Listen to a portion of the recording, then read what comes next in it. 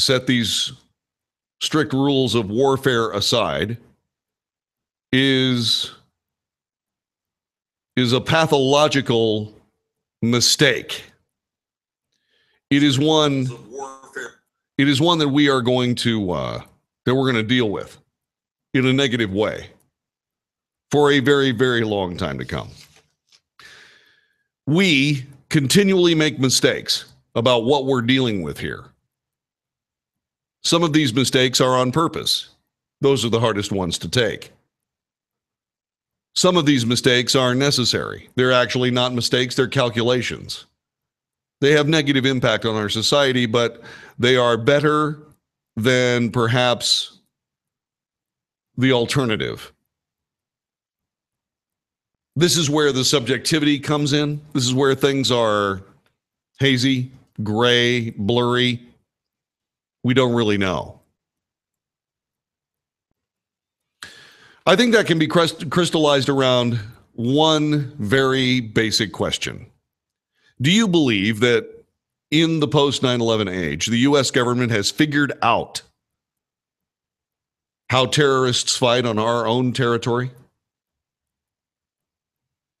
Do you believe that our government, that our powers that be, do you believe that they have actually been able to finally come to an understanding as to how this enemy army operates in our own soil? Yes or no, and why? I do not believe it's the case. I do not believe that the U.S. government has figured out how to fight the war on terror. Gosh knows we've spent enough money trying to figure out how to do it, trying to quantify it, trying to calculate this and that and so on. We've made some amazing progress. This particular skirmish in world history, disguised as war, has given us learning opportunities that are truly invaluable.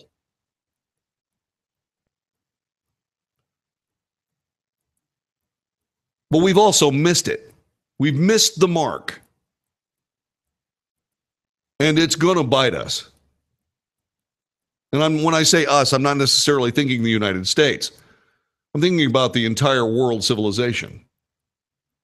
Because people have discovered that surrounded around a different kind of unifying structure, a unifying structure that used to be country, hearth and home, that has been supplanted by belief in destructive religion,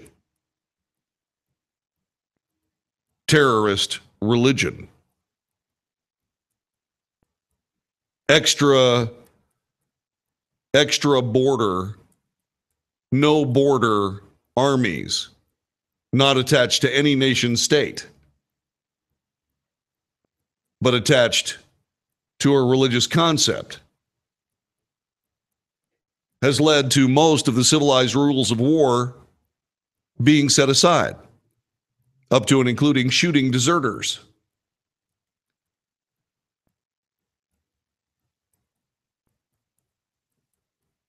The Islamic State group, Islamic State, claimed responsibility for the truck rampage in New York City this week. The apologists at USA Today, led by Kim Helmgard and John Bacon, the people who wrote this story, follow up the sentence: the Islamic State group claimed responsibility late Thursday for the truck rampage in New York City this week that left 8 people dead. It did not provide any evidence for the claim. That is the sentence that follows that declarative right at the beginning of the story. It didn't provide any evidence. Of course it provided evidence. It provided a guy getting out of a truck yelling Allahu Akbar after doing something that he had seen replicated around the world, called for in ISIS communiques, taught in ISIS magazines, and expected by those overlords of Muslim terror. He is an enemy soldier. He is an enemy soldier.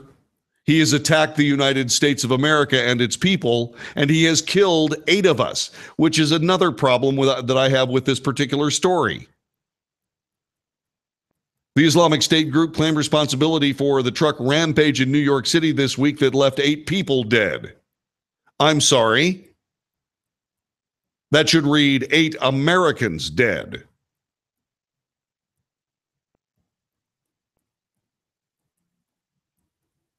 I know. They were from Argentina. Doesn't make any difference. They were walking our streets.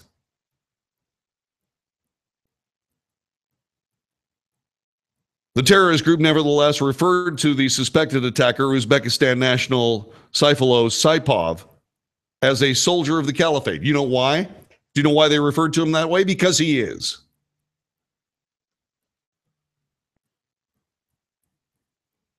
We, the people of the United States, stand in league with the enemies of this nation. We stand in league with them. They are beside us. They are behind us. They are in front of us. They're all around us, waiting for their opportunity, waiting for a chance.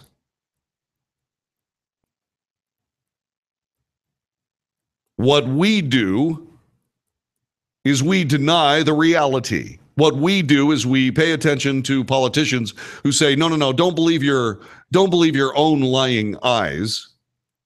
This is just a sick individual. This is just a sad individual. This is just a this or a that, but it's certainly not a terrorist. It's certainly not a soldier of an opposing army who is at war with you. They're not at war with the American military. They're at war with you. You are the target. You are the target.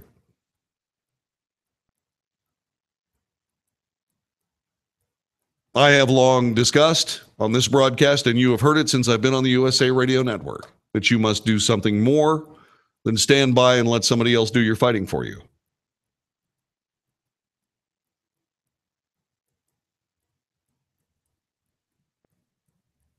I have said that you have to learn certain arts that you probably shouldn't have had to learn. I can say that, yeah, I understand that that's kind of a hard and terrible thing. I get it.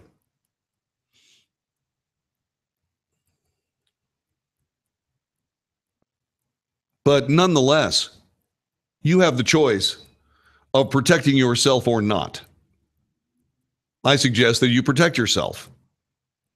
That's what I suggest. I suggest you work on it at least 3 or 4 times a week. I suggest that you either arm yourself with a first aid kit and the knowledge on how to use every single item in that first aid kit.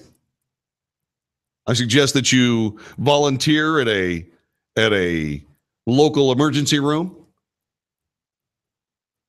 Get used to seeing people in extremis. I suggest you arm yourself if you're capable, if you're responsible. If you're willing to do that work, I suggest you do so.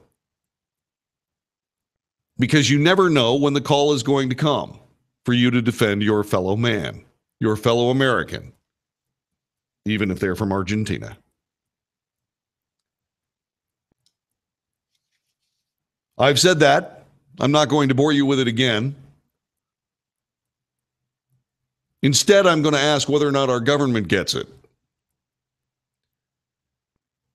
Because we live in a fair and free and truly human society based on liberty, our government is typically relegated to the role of cleanup. To sit astride the American people and demand proper behavior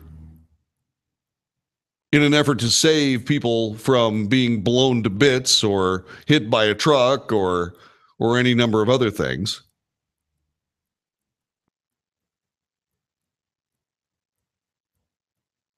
In order to keep from having to demand that level of compliance, The society has to stand back those first responders, and they have to respond. They are in the role of responders. They respond to an attack. Whether natural or man-made, they respond to a disaster. Those who do not respond to disasters, but instead are in a position to keep bad things from happening, are called prison guards. How well do they do their jobs? I don't know. I know lots of prison guards that really know how to do their jobs. They're very, very good at what they do. But I don't know many prisons that aren't terribly, terribly violent. And neither do you.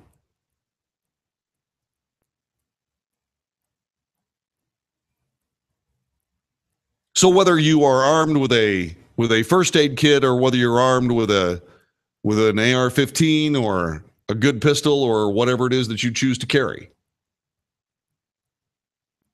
you are in this fight.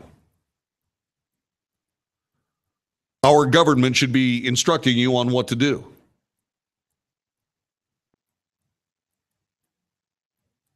The Department of Homeland Security should not be this overarching bureaucracy where people take a look at everybody's texts and everybody's emails and everybody's telephone conversations based on words spoken, based on a software system that recognizes people's words and decides to act on certain ones.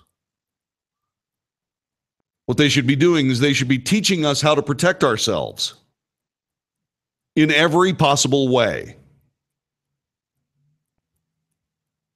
How do you break contact? How do you react to contact? Do you know what these terms mean? If you don't, it's because the Department of Homeland Security isn't doing its job. A job, by the way, it probably doesn't even know it has to do, because the wrong people are running it. See, that's the issue. Once again, we, the people of the United States, depend on our politicians to make these decisions for us. And who do they pick to do the work that we need them to do? They pick other politicians. That's why former Governor Tom Ridge was the first Secretary of the Department of Homeland Security. You know what he spent his first year doing? Picking furniture.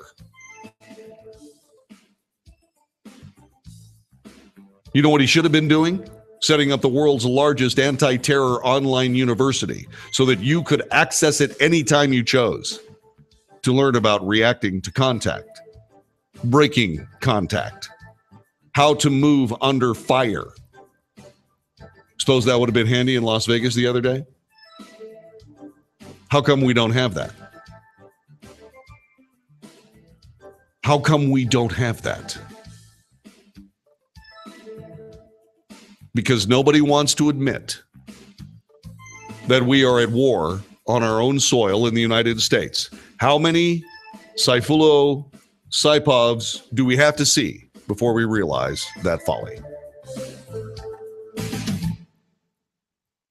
You're out. You said Vegas. Did you mean New York? No, I meant Las Vegas. What happened in Las Vegas the other day? The shooting? You said the other day. That was about a month ago, dude. Whatever. All right. Just Yeah. Hey, just making sure. Yep, Like I knew. Yep. I'm picking on you. A dance for me.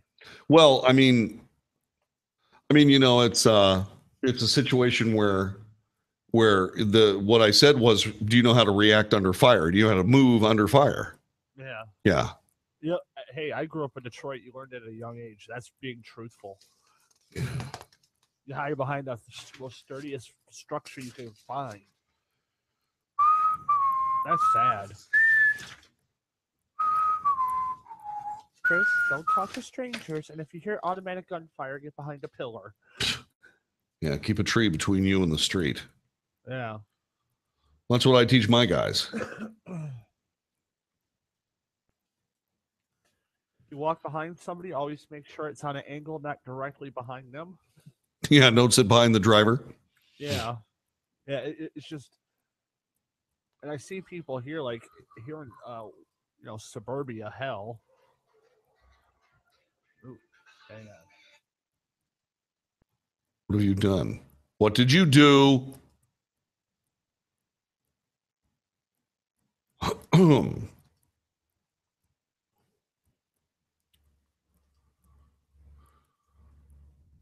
Yeah.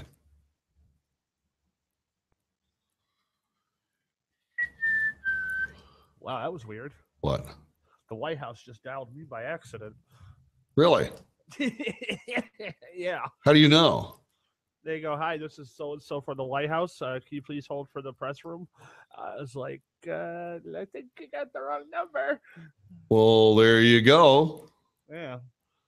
Y'all want a piece, JD? Yeah. Yeah. Get that wise guy off the air. Yeah. No, he went to Asia. He's not worried about you right now. Yeah. No, he wouldn't be worried about me. It's not him that's worried. I have been contacted by. Oh, God.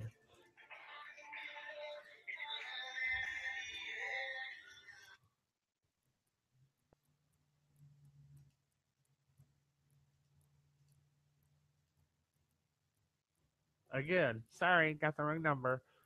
White House? Uh-huh. Cool. So the White House is calling you, buddy. Yeah. I can hear it coming in Now it's the in your head. air Don't do tonight. it. Don't do it. It'll be stuck in your head. All right. Okay. Here, I'll get you psyched up here.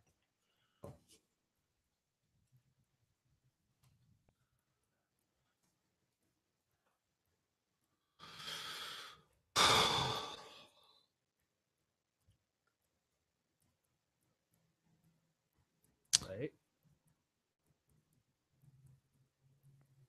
Okay. Never mind.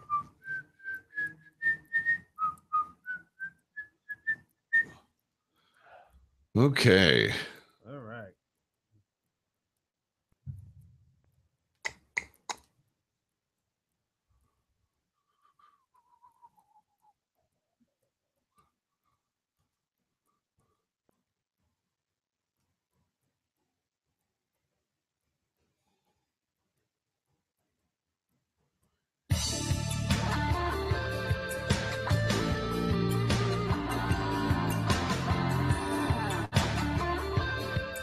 You are listening to the Wells Report. My name is John David Wells. Our telephone number again is 844-927-6691.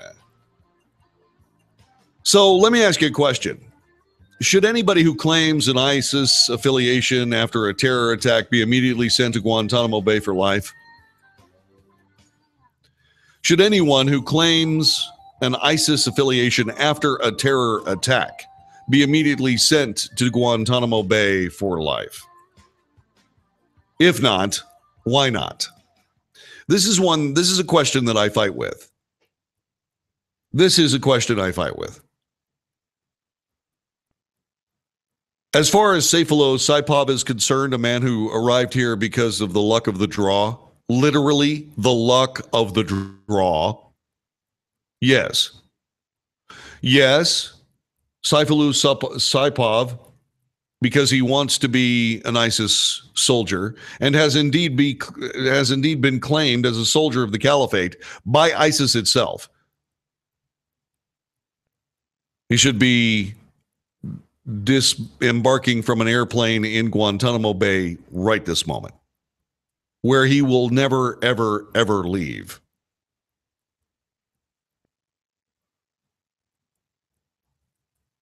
If not, why not? Once again, this is the problem. You see, there were people that said this guy should be an enemy combatant. That was Lindsey Graham. And to a degree, I agree, except for one small problem. If he's an enemy combatant, he may escape the death penalty. And the reason he might escape the death penalty is because someone might say, well, he is a soldier, and I said it earlier, he is a soldier in the war. But you see, he does not have national sanction. The reason we wear uniforms in a United States military or any other military, the reason we wear uniforms is so that everyone knows that we are not fighting in and of our own self for our own reasons. We are fighting for our countries. We are representatives of the countries whose uniform we wear, acting a national policy as opposed to simply a terrorist policy driven by nothing more than bloodlust.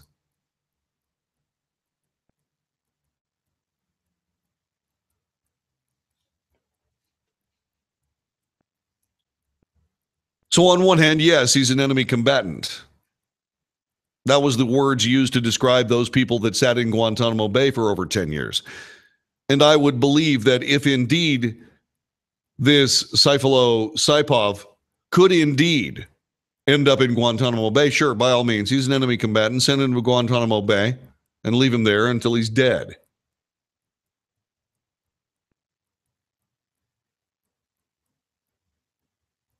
I mean, I don't think that, I got to be honest with you, I don't believe that they should, live a completely Spartan life.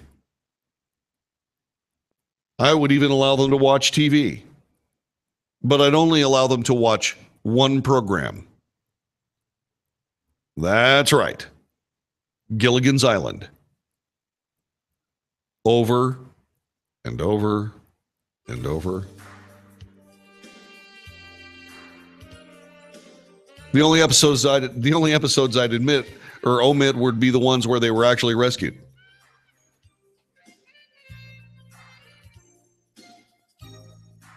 This man deserves to be sitting in Guantanamo Bay for the rest of his life. Now, if he was an American citizen, well, that's a different story. I would give him an opportunity in court to say, am I an American citizen or am I an enemy combatant? And if he said that he was an enemy combatant, I'd say, see ya. Wouldn't want to be ya, and send him down to Guantanamo Bay for the rest of his life. Because then he would have renounced his citizenship.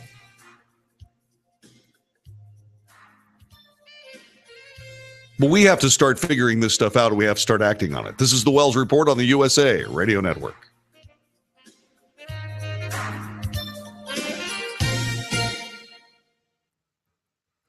You are clear. Why, thank you.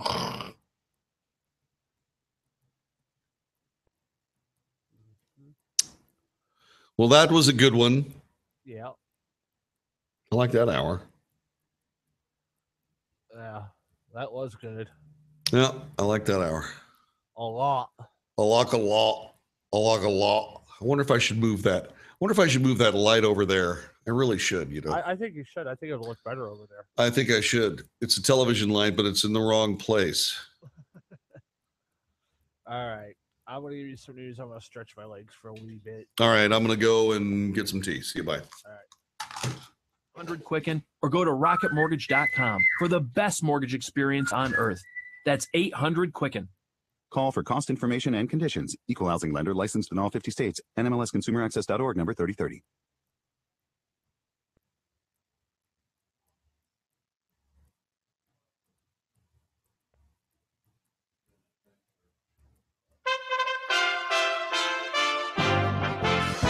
USA Radio News with Ron Taylor. The time during Judge Nance's deliberations has been particularly anxiety-inducing. He's certainly glad this is over. The attorney for Army deserter Bo Bergdahl. At his sentencing hearing in Fort Bragg, Bergdahl was given a demotion, dishonorable discharge, and no jail time. Bo Bergdahl's attorney, Eugene Fidel, was asked if his client would stay in the Army if the dishonorable discharge appeal is successful. He was ready to turn the page and move on to the next chapter. So I don't anticipate that he will be remaining in the Army. Hundreds of thousands of people are packed into downtown Houston for the parade celebrating the Astros World Series win. The parade kicked off this afternoon featuring marching bands, color guards, players, team officials, and politicians. A celebration rally is going to happen outside City Hall after the parade ends. Houston won its first World Series this week during a dramatic 7-game series with the Dodgers. You're listening to USA Radio News. For many businesses, hiring is tough. You want access to highly qualified candidates fast, and you don't want to sign a long-term contract or pay upfront fees. That's why you need Indeed.com, delivering 6 times more hires than any other job site, according to independent research. Indeed is offering new users a $50 credit to give their first job post premium visibility as a sponsored job. Redeem this offer at Indeed.com/credit. That's Indeed.com/credit. Terms, conditions, and quality standards apply. Getting your flu shot at Walgreens is easier than ever. Just walk right in, and there's no cost to you with a $0 copay with most insurance. Plus, when you get a flu shot, you help provide a life-saving vaccine to a child in need through the UN Foundation. Swing by your local Walgreens anytime to get a flu shot and help make a difference. Get a shot, give a shot. It's that easy. Walgreens, at the corner of happy and healthy. Through August 31st, 2018, for every immunization given, Walgreens will donate 22 cents up to $2 million. Vaccine restrictions apply. Talk to your pharmacist to learn more. With an update on the Republican tax bill, here's USA's Tim Berg. Many Republicans are making the rounds today, as Speaker Ryan said yesterday the tax bill could save a family of four about $1,200. House Majority Leader Kevin McCarthy joined Fox News to say he hasn't heard of many Republicans who are against this plan. I firmly believe if you look at the momentum, what's happening, the talk what I've had over in the Senate, I do not see those Republican senators coming on your show and criticizing this bill. Striking an optimistic tone during the interview, McCarthy also said he hopes to have a bill passed before Thanksgiving. That's USA Radio's Tim Berg. North Korea says the U.S. carried out a surprise nuclear strike drill. The nation's comment comes after 2 U.S. bombers flew over the Korean peninsula yesterday. State-run media out of the isolated communist country said the flights were a trial run for a surprise nuclear attack. The Air Force says the flights were planned in advance. With a reminder to fall back this weekend with daylight savings time, I'm Ron Taylor, and you're listening to USA Radio News. Everyone loves liberty, so why are you letting other people tell you what's best for your health care? Exercise your freedom with Liberty Health Share. Liberty Health Share is a community of people who voluntarily share one another's medical costs. Members are able to take back the freedom to make their own decisions about their health care. Stop letting others tell you what to do. Call us at 855-58-LIBERTY for more information, or check us out online at libertyhealthshare.org. That's libertyhealthshare.org. There may be an explanation as to what caused that mysterious boom heard around San Diego. Jason Cappadonia has more. Experts at the Center for Scientific Research and Higher Education in Ensenada believe that the boom may have been caused by the weather. They say the loud noise heard Thursday was caused by a meteorological phenomenon generated by the contrast of hot and cold air masses. When those two masses slam into each other, it produces a rumble that can sound like thunder and feel like an earthquake. Folks around the San Diego County area say the boom made their windows shake. Jason Cappadonia. Representative Steve King of Iowa has been able to introduce the testimony of the youngest person ever before Congress. USA's John Clemens has more. That testimony was an ultrasound from 18-week-old Lincoln Glenn Miller. Baby Lincoln's ultrasound testimony that was both visible and audible made it abundantly clear that he is a person and entitled to protection under Congressman King's H.R. 490, the Heartbeat Protection Act, that protects the child once a heartbeat is detected. The legislation, with 170 supporters in the House, is now available to advance for a vote. I'm John Clemens. Recapping our top story, the attorney for Army deserter Bill Bergdahl says his client is glad his legal battle is over. At his sentencing hearing in Fort Bragg, Bergdahl was given a demotion, a dishonorable discharge, and no jail time. I'm Ron Taylor, and this is USA Radio News. He sounds good. Yeah. Did you hear? Oh, yeah. Yeah.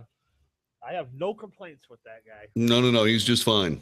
Oh, one thing I told him, I'll tell you, since you are the GM of the station. Yes, sir. Vegas Edge is no more. Oh, you're kidding. Yeah, I know. So be prepared for the listener calls one day. Wow. Are we going to replace it? Yeah. He's just going to take what we give you guys on Channel 2. Okay. We'll have programming. We already talked about it. Okay.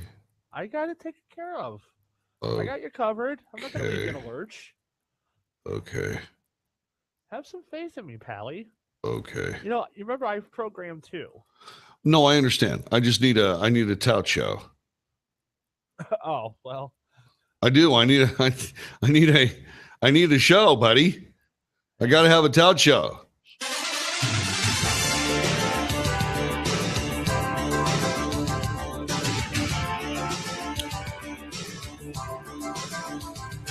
North to south, coast to coast. This is the Wells Report. I am John David Wells. Thanks very much for being a part of our show.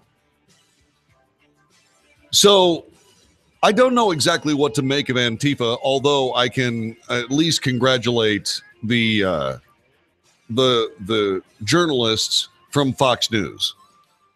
I can congratulate the journalists from Fox News because they have finally discovered that Antifa is actually a leftist,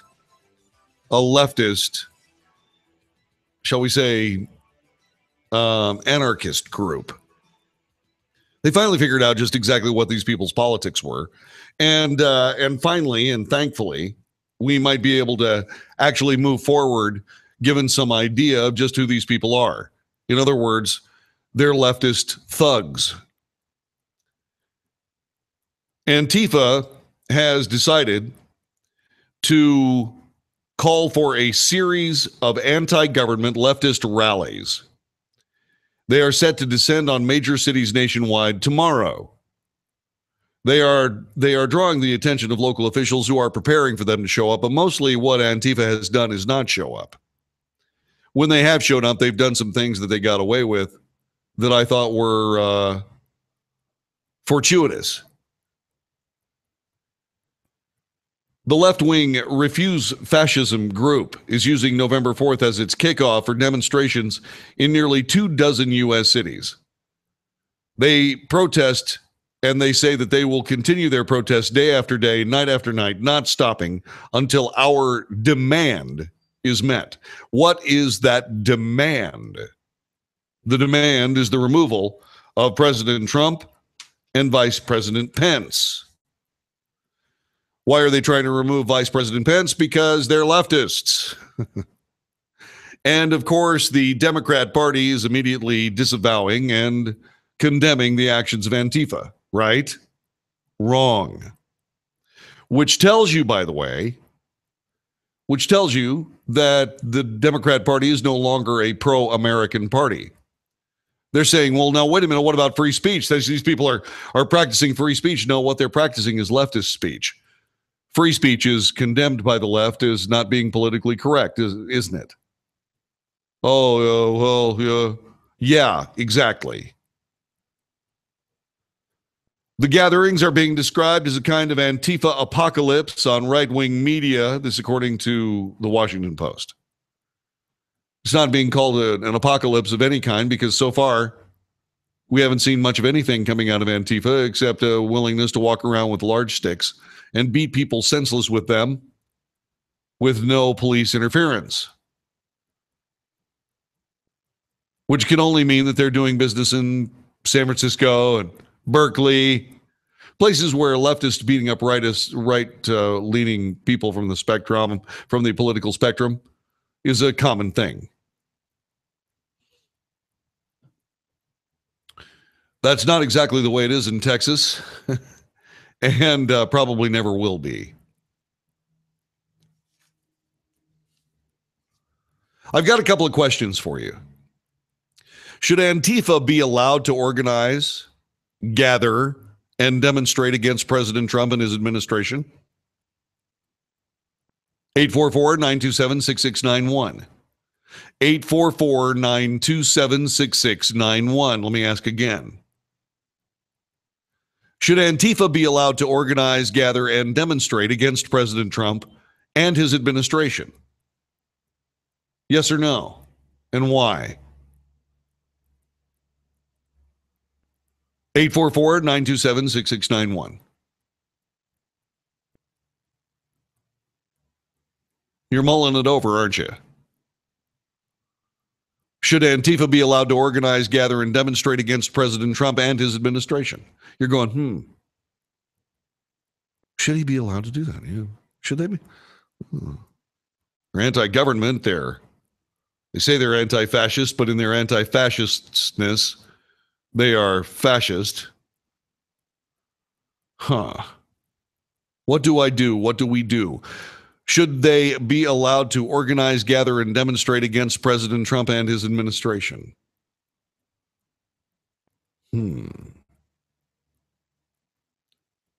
Telephone number is 844-927-6691. Should Antifa be allowed to organize, gather, and demonstrate against President Trump and his administration? That's what they're going to do. They're going to start tomorrow. Major cities across the land. They're going to gather, organize, they're going to gather and demonstrate against President Trump in major cities around the country? Should they be allowed to do that? Should Antifa be allowed to organize, gather, and demonstrate against President Trump and his administration?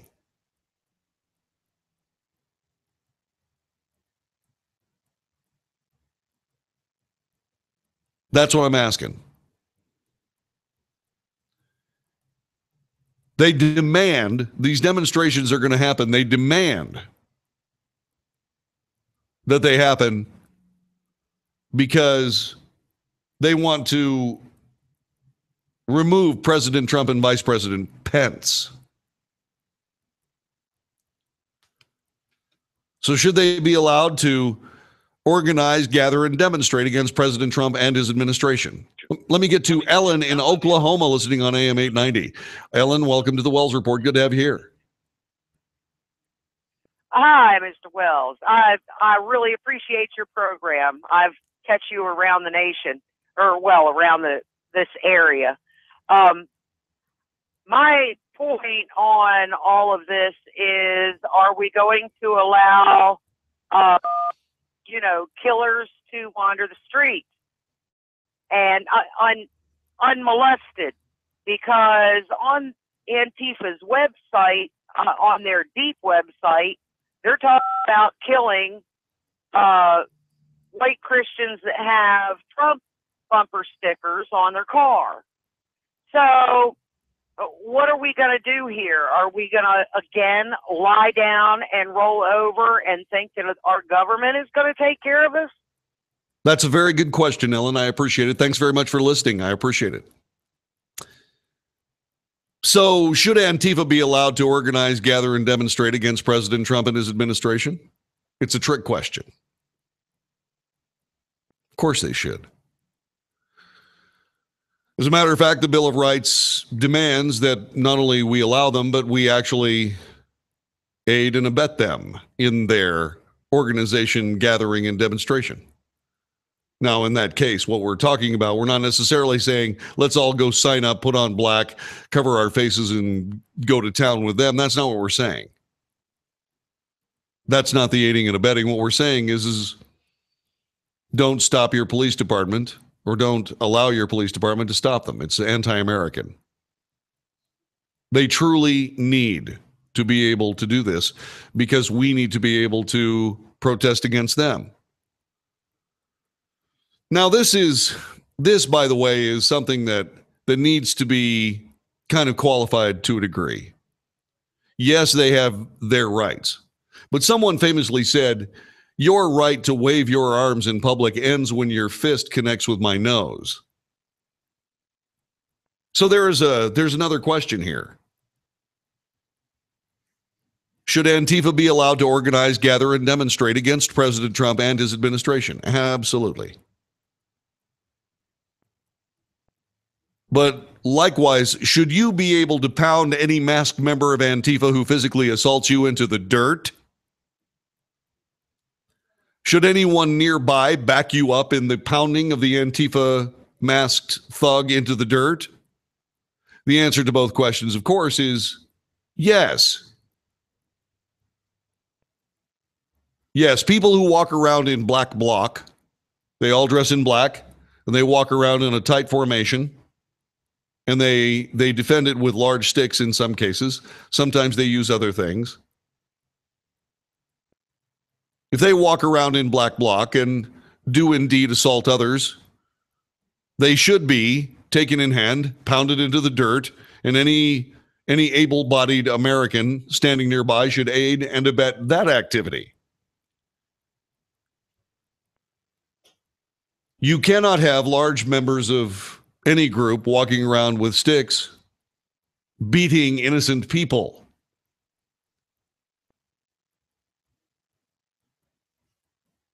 The very same liberties and freedoms that are enjoyed by this group of anti-government, anarchistic Antifa rabble, the same liberties that protect them also protect the people that they are beating with sticks.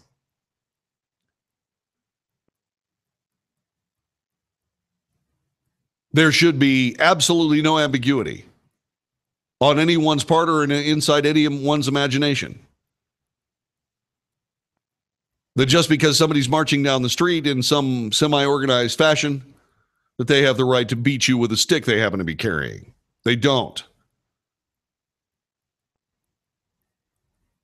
In fact, I would say take the stick away from them and feed it to them.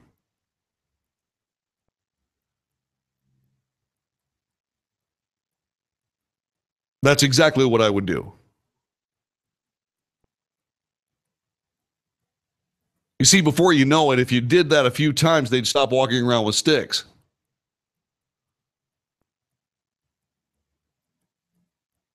They'd start walking around being injured parties.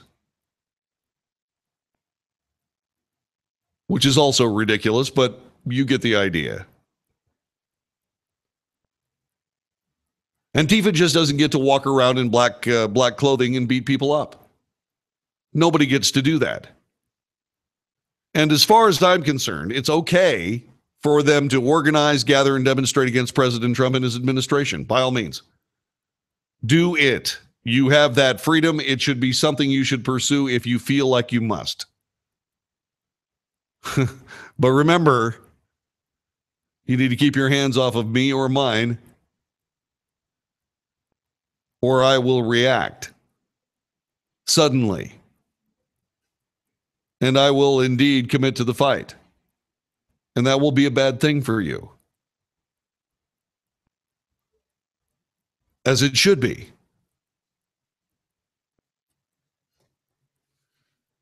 Many of these people from Antifa are rebels without a cause. They have absolutely no idea why they are. There is no real reason for them to allow. There's no reason for them to allow themselves to be used as political tools by the ultra left, by the progressives in this nation. There's no reason for them to do that except to the fact that they're stupid. You know, it's. I mean, these people are claiming understandings and knowledge of nuance that is clearly lost on them. Let me give you an example. You cannot try to wait things out. An Antifa website call to action reads, those who lived through Nazi Germany and sat on the sidelines looking as Hitler demonized, criminalized, and eventually rounded up one group after another became shameful collaborators with monstrous crimes. I'm sorry, who are they talking about there? Are they talking about Hitler? Because they're about, I don't know, 3/4 of a century too late. So can we decide what we're doing here? Are you thinking that Trump is actually a Nazi? Is that what you're saying? Well, because that's what you're saying, it just proves how incredibly stupidly arrogant and ignorant you are. Yeah, they should be able to march if they choose. You're clear. Thank you. Did you really? Were you serious? You need another tout show? Yeah, we need Las Vegas odds, man. Okay. Saturday 6 to 7, Sunday 6 to 7. Yeah. I don't know if any other syndicator that does that.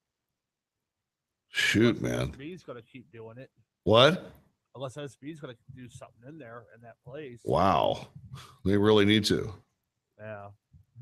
It was just we had no sponsorship for it, and I'm not going to get into all the particulars. I don't, because I don't know everything to be truthful yet, or I don't know have all the details, and also not my place. But it's just because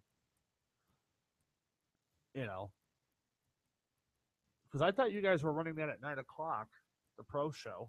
No, we're going to run that on Saturday mornings. Yeah. So yeah, if I see anything, I'll pass it along so you can get an agreement going. Well, I mean, just tell them we need it. I mean, Tell who you need it. Well, just tell the people that do the show that there's a I mean, I'm trying to figure out why we don't do that on the network. Christian stations. It's a gambling show. So they don't have to take it. No, but what I'm saying is the way we were going to do it was on the FTP, and Yeah. and we were producing it also. And we Sure. didn't get anything in return. Yeah. Well, they need to pay you. Yeah. No, it was. I don't know the particulars. I don't want to know the particulars. All I know is it's gonna, help us out because it's can help out with the scheduling with my people. So, but like I said, if I can find something, I'll send it to you. Right.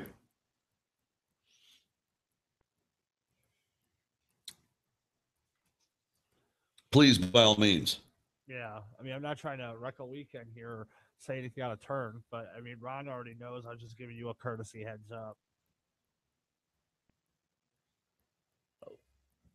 Yeah. Also, AM 890 in Oklahoma. Yeah. Any ideas who that was? No. Yeah, Janet's gonna be back Wednesday. We gotta talk about things. Well, we didn't know about Washington. Washington. Yeah, that station I told you about. Are we sure that's an FM country unless it's an AM station that's got the same call letters? 1590. What? I think it's 1590. 1590? Yeah. What's call letters again? What town? Hang on. I'll have to look at I can actually look at my email. I sent it to you. Seattle? No, it's not Seattle. Tri-Cities? No, hang on. Let me go on his email.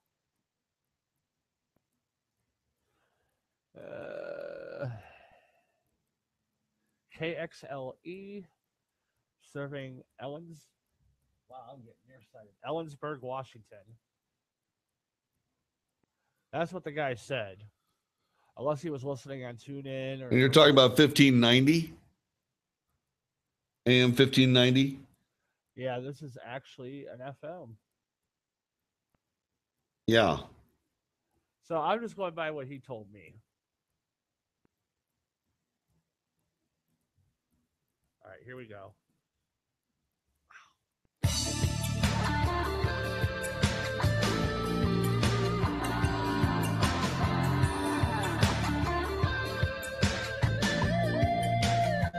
You're listening to the Wells Report. My name is John David Wells. Antifa rallies are set for the major cities in the United States beginning tomorrow, and they demand the removal of the Trump regime. That kind of rhetoric really annoys me, and it has always annoyed me. It is calculated to annoy.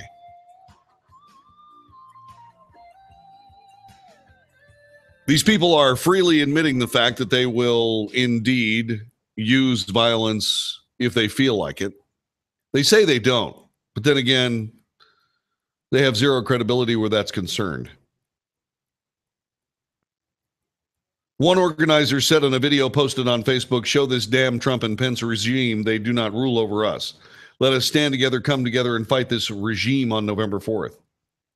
This nightmare must end" captures how millions of people feel right now, where you may face persecution or even death, said Andy Z., a member of the advisory board of Refuse Fascism. This is according to the Revolutionary Communist website.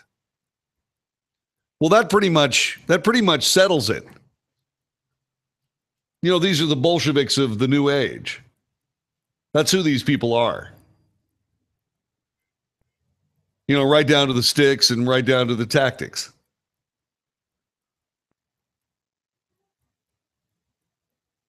Isn't it fascinating how late they are? But then again, that's the thing about socialists. They're so cute when they're small. 844-927-6691, 844-927-6691. Should you pound any masked member of Antifa who physically assaults you into the dirt?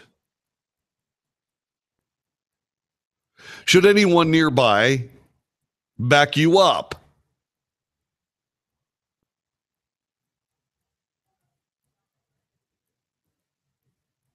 The answers are yes and yes. And seriously, if you see someone being beaten with sticks by people dressed in black with their faces covered, I suggest you run into the crowd as fast as you possibly can, leading with the sharpest elbow in the inventory. Aim at one of their eyes.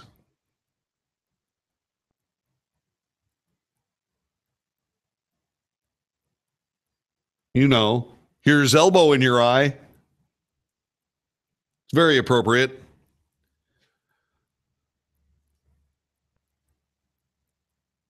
These folks are anti-American.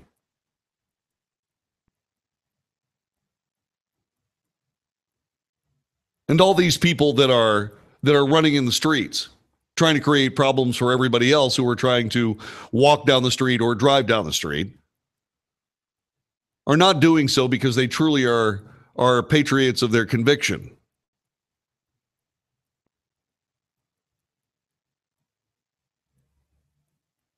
They're doing so because they're just looking for attention, or they want to get into a bar fight, or any number of other things.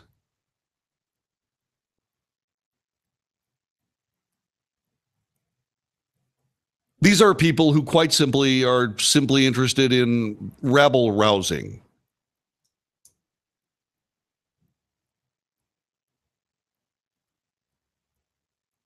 Part of me wants to ask him, I want to ask, hey, what are you offering in return? And now we know, communism. That's what they're offering in return. An entire government system designed to protect the mediocre.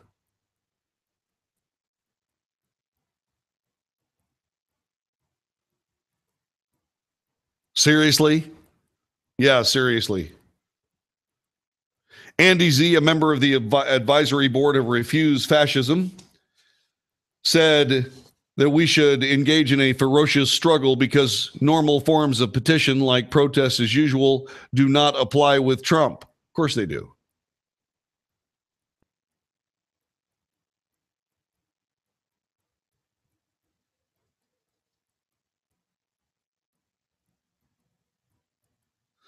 All I can say is that this is not a nonviolent show of civil disobedience as people are trying to make it out to be. This is nothing more than just a bunch of little kids shaking their omnipotent wands in the air, or excuse me, their impotent wands in the air, fighting for something that doesn't exist against an enemy that they would be lost without.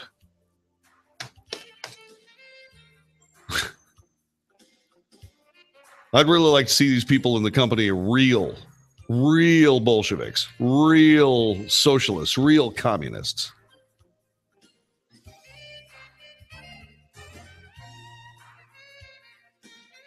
I know. Those that step out and make a mistake, we'll arrest them and send them to Venezuela. What do you think? This is the Wells Reports on the USA Radio Network.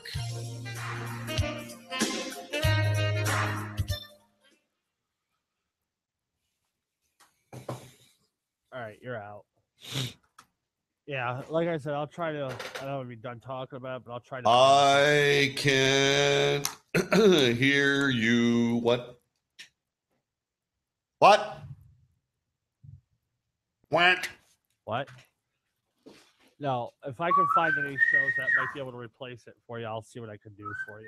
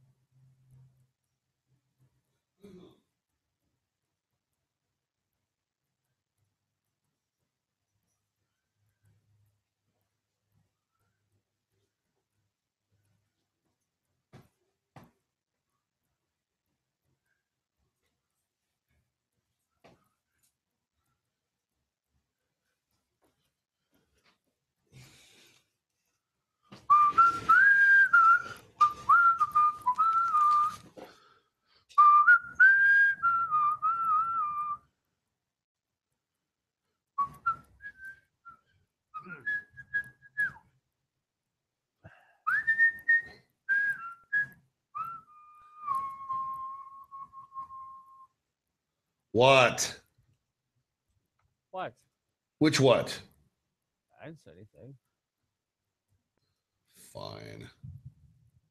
No, all I said was if I see any shows, I'll see what I can do for you. As far as, who you can call. Cool.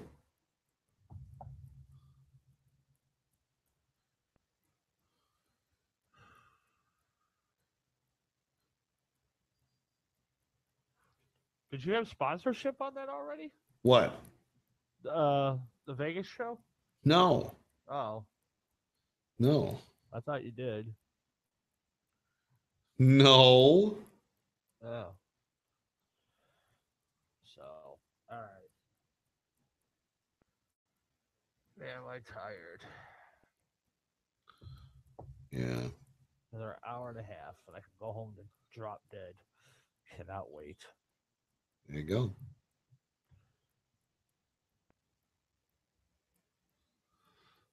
You had a good week, though. Thank you. Yeah, you really did. I feel a lot better. Yeah. I mean, it took me, it took me a while. It took me a while to catch my Your pace. stride. Yeah. Yep. To find my stride.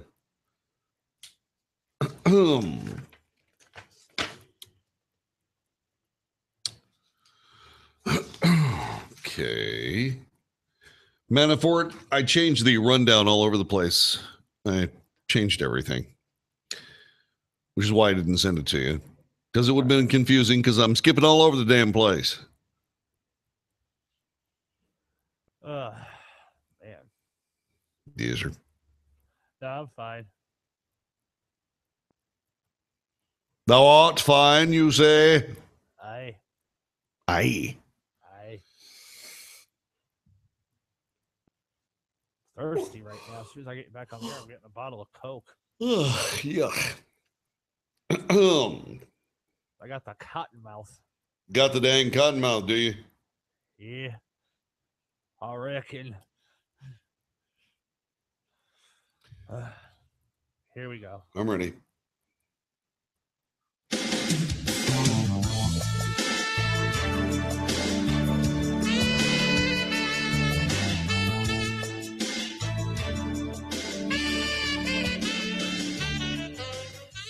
You are listening to the Wells Report. Our telephone number is 844-927-6691. It's Friday. Hey, Friday. You know what that means, right? Only 2 more days left in the work week. Our studio coordinator knows that rule better than anyone. 844-927-6691 will get you through to our studio coordinator today in Phoenix, Arizona, in the USA Radio Network studios. That will be Chris Campbell. Chris Campbell he can hardly wait for you to call because he's incredibly lonely and for very good reasons, by the way. It's incredible. Which are?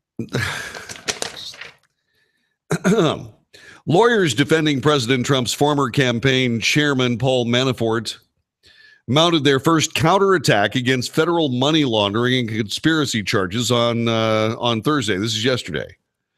They're insisting that federal prosecutors have embellished the strength of their case. Brad Heath, Steve Riley, and Julia Fair have written this for USA Today. Manafort and other former Trump aide Rick Gates have been under house arrest since Monday when special counsel Robert Mueller unsealed a 12-count indictment tied to their work on behalf of a pro-Russian faction in the Ukraine. The charges that both served as unregistered, they both served as unregistered agents of a foreign government, then laundered their profits into the United States, are part of Mueller's wide-ranging investigation into Russian efforts to influence the 2016 presidential election. You know what gets me is the hypocrisy surrounding all of this.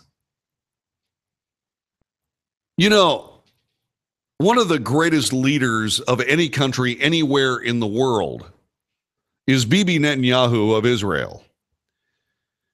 They have a parliamentary system over there. They have several different parties and so on and so forth. You have to build a coalition to become the prime minister of a parliamentary country. And And Bibi Netanyahu is a guy who has steadfastly and beautifully led the state of Israel through the last decade or so. He's awesome.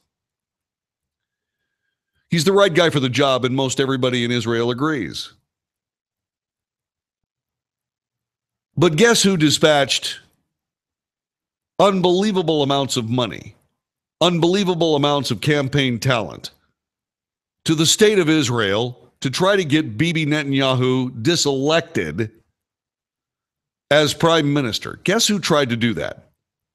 Well, that's right. Operatives and members of the Obama administration.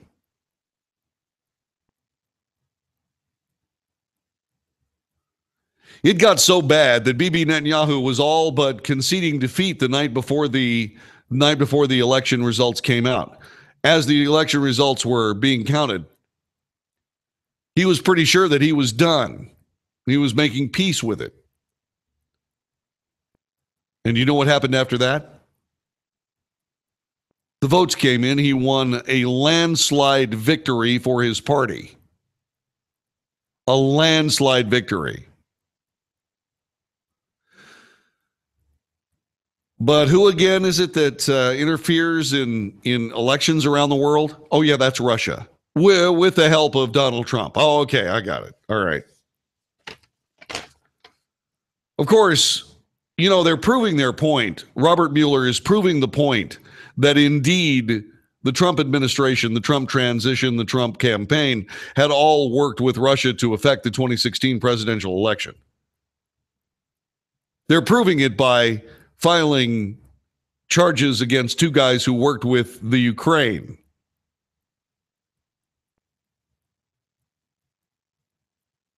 And the reason that that's significant, of course, is because the Ukraine is not Russia, and Russia is not the Ukraine. They're two separate countries. As far as I know, the Ukraine had nothing to do with the 2016 presidential election.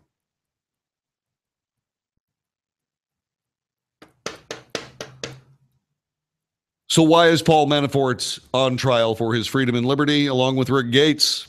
Well, that's a good question. Manafort's lawyer, Kevin Downing, and Thomas Zenley said in a court filing the case was overblown. They said the laws governing Manafort's work in Ukraine are unclear. They also say the money laundering charge is just a facade.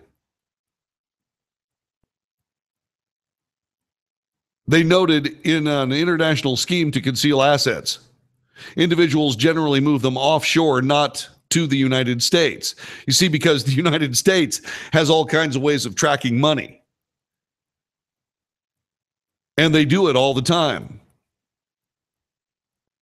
This guy was making $600,000 a month from this Russian political party that was working in the Ukraine. If the Russians were trying to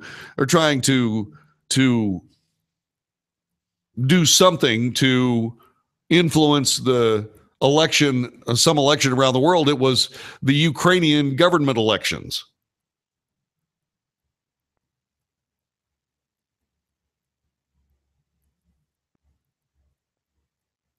Their response, their circumstance of trying to launder money by bringing it to the United States was noted by their defense team. In fact, they said the money laundering charge is just a facade. In an international scheme to conceal assets, individuals generally move those assets offshore, not to the United States, because the United States tracks money everywhere it goes. That response, by the way, came the same day that Manafort and his business and campaign associate Gates appeared briefly in federal court. U.S. District Judge Amy Jackson ordered that they remain on house arrest and GPS monitoring at least through the weekend, saying she had concerns that both men could be a flight risk. Sure they are. By the way, the judge allowed Rick Gates to go to a sports tournament featuring one of his kids.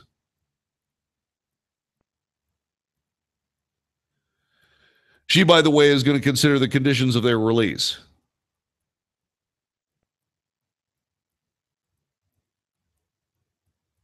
She also warned the attorneys for both men and in Mueller's office not to discuss the case with reporters and said she was considering issuing a gag order.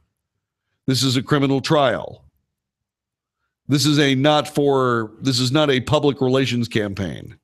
Oh, isn't it? Sure.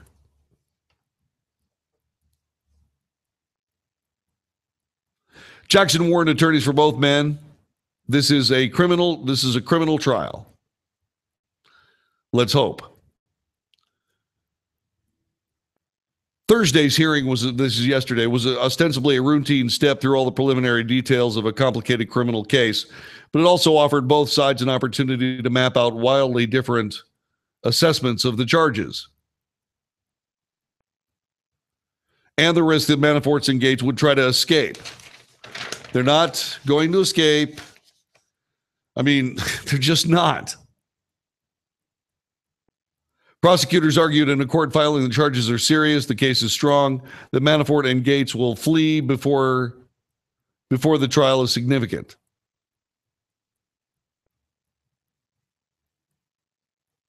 They say that both men have substantial money at their disposal.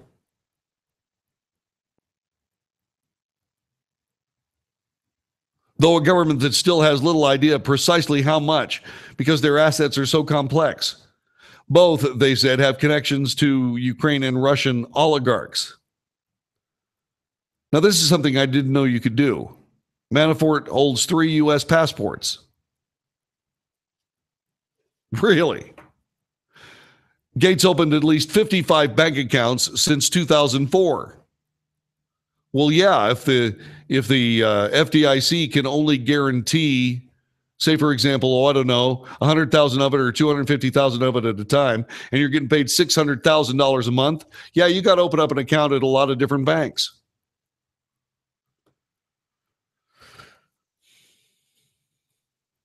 By the way, the judge left in place a $10 million unsecured bond for Manafort and a $5 million bond for Gates. Wow.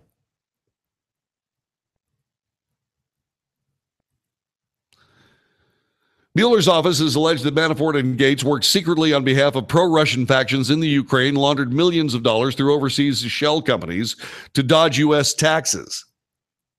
That's a scheme that mostly predated the work for Trump's campaign. Well, then why are we dealing with it?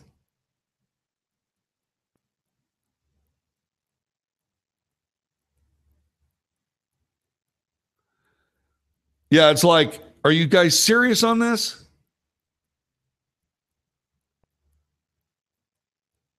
Mueller's office alleged that Manafort and Gates worked secretly on behalf of pro-Russian factions in the Ukraine. No, it's a matter of public record. There's no secrecy. Then laundered millions of dollars through overseas shell companies to dodge U.S. taxes. Again, that's a scheme most widely used by other campaigns, shall we say. Prosecutors in the court filing said this week the pair had successfully laundered $18 million from Ukraine to the United States using a web of shell companies and bank accounts in Cyprus and the Caribbean. You see, now that's more like it. Yeah, if you're going to try to launder money, you're going to try to put it in banks in small little countries that have lots and lots of money because they don't have anything else. That's what you're going to try to do. And yeah, that makes sense. Judge Jackson left in place the $10 million unsecured bond for Manafort and the $5 million bond for Gates. Great.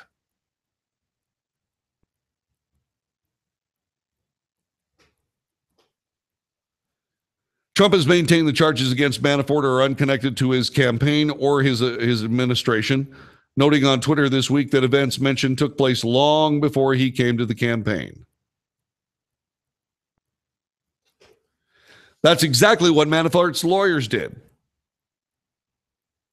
Downing and Zenley wrote that on behalf of these Ukrainian clients ended approximately 2 years before Mr. Manafort agreed to work on the campaign of President Trump.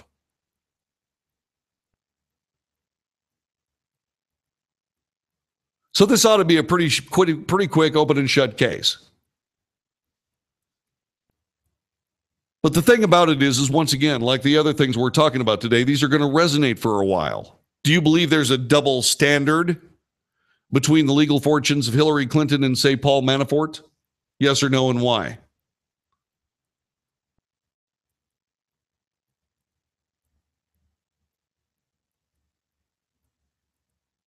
Should the U.S. government be liable for any and all legal fees paid by Manafort and Gates if they're found innocent? The answer is absolutely yes. Yes. Why would you not do that? Well, because we can pretty much do whatever we want to with the rich in this country. We can charge them with bogus crimes and stupid ideas and get a grand jury indictment and drag their good mind and or their good names through the mud. We can do all that stuff anytime we choose. And it doesn't cost the taxpayers a thing.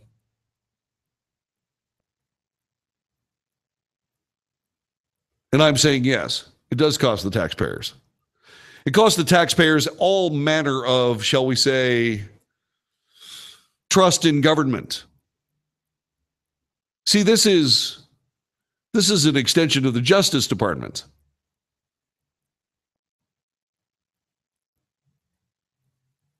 I mean, is this not a situation where we see people that are simply doing their business, maybe becoming too successful at it, drawing the attention of an entire political party that's making its money by saying that the rich have too much and that the poor have too little? You know, they keep doing that and doing that and doing that. Before you know it, your national committee chairman doesn't know the difference between someone in your political party, a Democrat, and a socialist. What's the difference?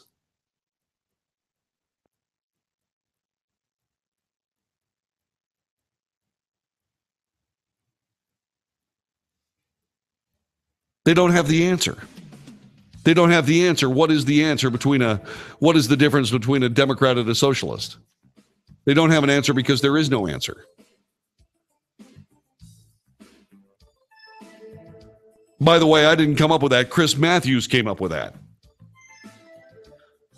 He was talking to Deborah Wasserman Schultz, who's really very, very busy fixing and putting the fix in the Democrat primary season.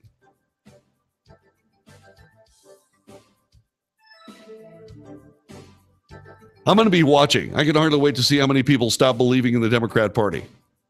I can hardly wait.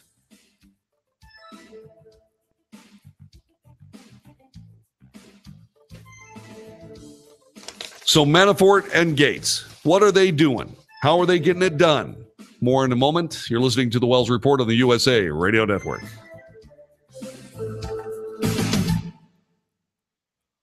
All right, you're clear.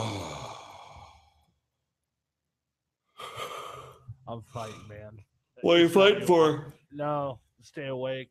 Oh, am I by boring Friday you? this time, I'm done. Cooked? Yeah. Yeah. So what are the reasons why I'm lonely? That's funny. I laughed at that. I don't know. I don't know. I don't know. I don't know. It's not my fault I look like a gargoyle. Oh, stop it. You look fine. My mother purposely dropped me. Uh-huh. Sure she did. Ugh, my little disappointment here. Here, ground take 'em. My dad used to tell a joke. He said, oh, what? Whoa. Oh my God. What's wrong? I got my logos back. Wahoo. Oh, I thought we were getting ready to do more breaking news. I'm like, oh God. Hold on. Wow, wow. You a cigarette? Wow. Just a minute here. Let me get them. Oh, wait. Where is this? Brian Bradley. Do any of these grab you? Yes.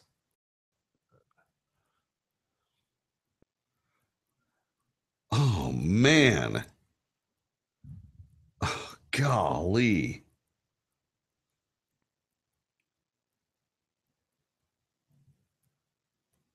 Gosh, I like them all.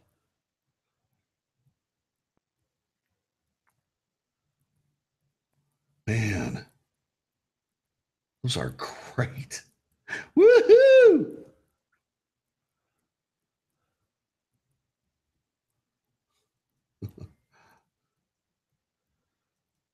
Uh-huh. Oh, yeah. Gosh, I don't know which ones I'm going to take. I don't know which one I'm going to take. Oh, I like that one, the one you're looking at right now. Yeah, that's It very looks funny. really good. That's very funny. No. The other one. That one to your left. One The other is, I like that one. God, that's really good. That is just really freaking good.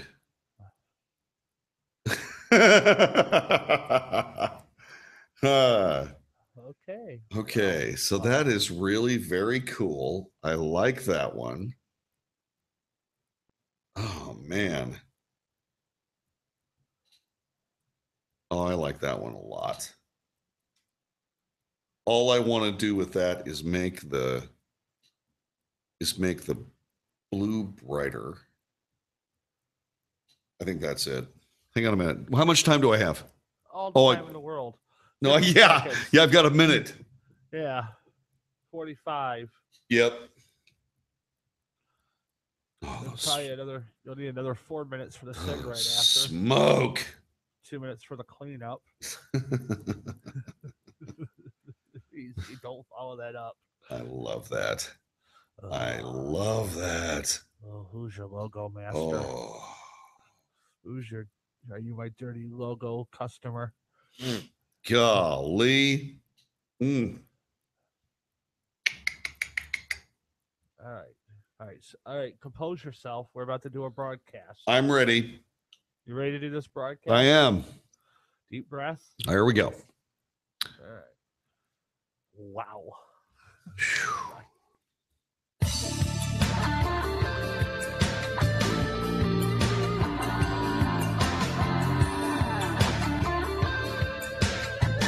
You are listening to the Wells Report. This is the USA Radio Network. Our telephone number is 844-927-6691.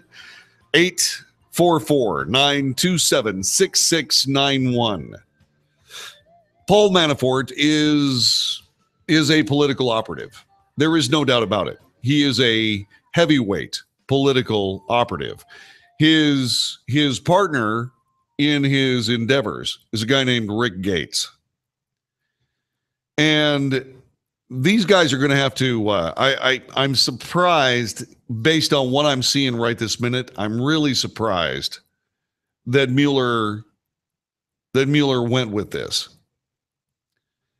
I don't believe they're going to be in a position where they actually are going to be able to, they're going to be able to nail these guys. I don't think they're going to be able to do it with this case.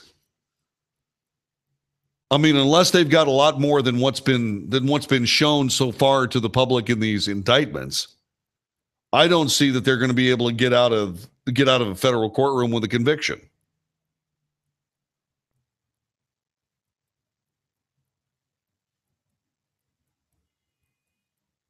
I mean, as far as all this goes, I'm also trying to figure out what the standing is with former FBI Director Robert Mueller. I mean, think about this for just a couple of seconds. The one quote from Manafort's lawyer that stuck with me is this one. The work that Manafort did on behalf of his Ukrainian clients, not Russian clients, Ukrainian ones, ended approximately 2 years before Manafort agreed to work on the campaign of President Trump.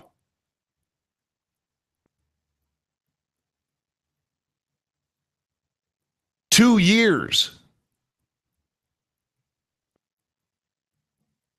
So what's that all about?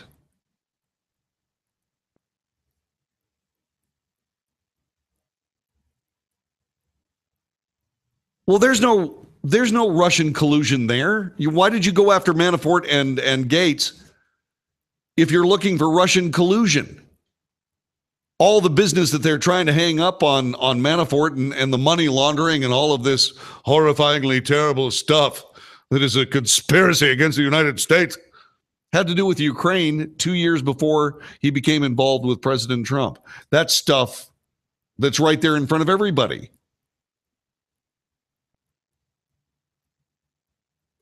Judge Jackson said that there would be no reason why they shouldn't be able to set a date for the case in April. I expect this one to go down hard and fast. This one isn't going to last. Manafort and Gates face the prospect of long prison sentences. Prosecutors estimate in a filing, if Manafort is found guilty of all the charges, federal sentencing guidelines would call him to spend 12 to 15 years in prison.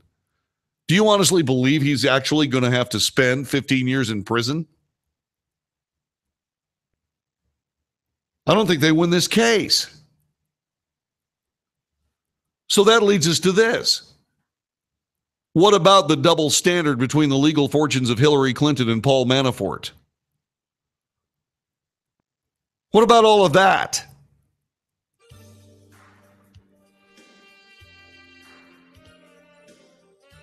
I mean, that is an amazing double standard between the legal fortunes of Hillary Clinton, Paul Manafort, and Rick Gates. Equal justice under the law. Does that ring a bell with anybody?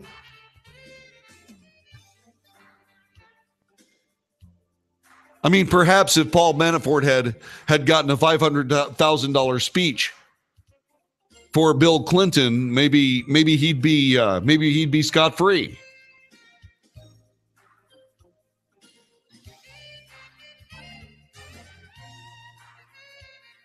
You know what makes me wonder just exactly what's going to happen next?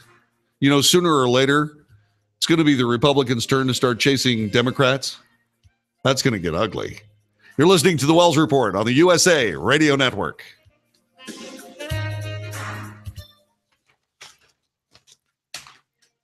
All righty.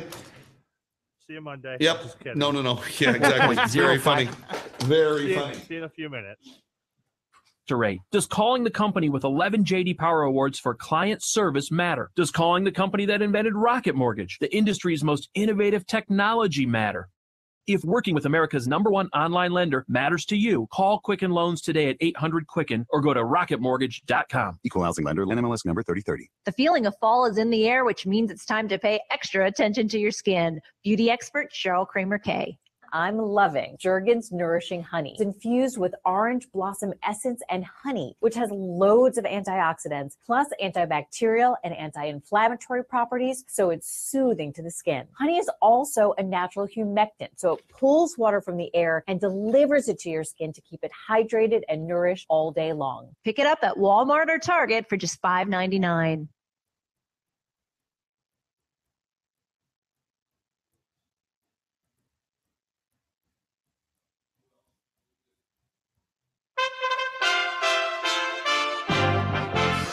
USA Radio News with Ron Taylor. Tens of thousands of runners are gearing up for this Sunday's New York City Marathon, days after a deadly terror attack in Lower Manhattan. Shannon Gilmore flew in from Colorado. We ran in the Boston Marathon the year of the bombing, so you have a little bit of a pause, but things can happen to you anywhere you are in this country. We'll just be cautious and join all the rest of the runners and have a good time. There are more than 51,000 registered runners. More than 2 million spectators generally come out to all 5 boroughs for the race every year. President Trump is blasting the lack of prison time for Army Sergeant Bo Bergdahl. Aboard Air Force One today, Trump called it a, quote, complete and total disgrace to the military and the country. A military judge at Fort Bragg, North Carolina, ruled that Bergdahl would not serve any prison time. But the disgraced soldier was stripped of his rank and is being handed a dishonorable discharge after pleading guilty to desertion and misconduct in Afghanistan. Bergdahl's attorney says his client is glad that it's over. You're listening to USA Radio News. Now when you buy select HP printers from Staples, you can print free for life. That's right. Print up to 15 pages per month for free when you buy select HP printers from Staples. Get the confidence of never running out of ink and having to run out for more. The confidence of having ink automatically show up in your mailbox before you need it. HP ink delivered to your door. Print free for life. Staples. It's pro time. Print 15 pages per month for free. Pay as you go after that or upgrade to another plan. See staples.com/printfreeforlife for details. There are certain people you can always trust. Your grandma, your grandma's friends, lifeguards, action movie heroes who tell you to trust them. But there's no one you can trust more than your doctor. And when it comes to their own frequent heartburn, doctors and pharmacists trust the power of the purple pill, Nexium 24 Hour. And when you choose Nexium 24 Hour, you'll see why. When it comes to heartburn, trust the brand doctors trust. Nexium 24 Hour. May take 1 to 4 days. Use as directed. Fire chief in Miami is standing behind his decision to fire 6 firefighters at a station where a noose was found hanging over a black firefighter's family photo. Chief of Fire Joseph Zaraban told reporters today he had to take quick action. The only reason for the existence of the Miami Fire Department is to serve the citizens of Miami. And I have zero tolerance for anything that distracts us from this mission. Zaraban said aside from the noose, some of the firefighters drew lewd images on top of the firemen's family photos. It's not known yet if the firefighters will appeal their firings. Daylight savings time ends this weekend, and USA's Chris Barnes reminds us we need to fall back an hour. Standard time will officially begin at 2 a.m. Sunday, and for most Americans, that means setting the clocks back an hour, either late Saturday night when you go to bed or early Sunday morning. Maine and Massachusetts are considering permanently ending daylight saving time and joining a new time zone. DST will return on March 12th. This is USA Radio News.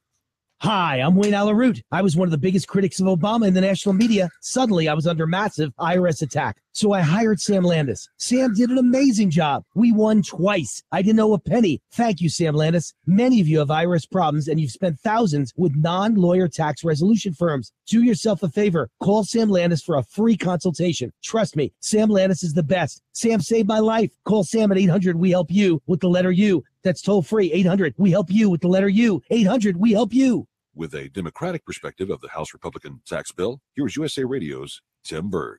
Democrats are calling the House Republican tax cut bill a ruse. House Democratic leader Nancy Pelosi said today that the bill will hurt working-class families. They're trying to pass this off as a middle-class tax cut when they know it is not. When asked at the Capitol Hill event today on how it would hurt working families, Pelosi was unable to give any specifics. The holiday shopping season is underway. Well, at least as far as Amazon is concerned. Mark Mayfield has details. The online retail giant's holiday shopping season is officially on with the opening of its Black Friday deals store. Amazon is offering deals on items in all categories from now through the real Black Friday 3 weeks from now. Shoppers can get into the Black Friday deals store at amazon.com/Black Friday. Twitter says President Trump's account was deactivated for a short time by a customer support employee on his last day at work. The president's account was down for 11 minutes yesterday, setting the internet on fire before being reactivated. Searches for the account during that time brought up a page saying the account didn't exist. Twitter earlier put out a statement blaming, quote, human error for accidentally shutting down the account. The company said they're conducting a full internet review and are taking steps to prevent it from happening again. Recapping our top story, days after the terror attack in Lower Manhattan, the NYPD says security will be tighter than ever for this Sunday's New York City Marathon, as thousands are expected to participate. I'm Ron Taylor, and this is USA Radio News.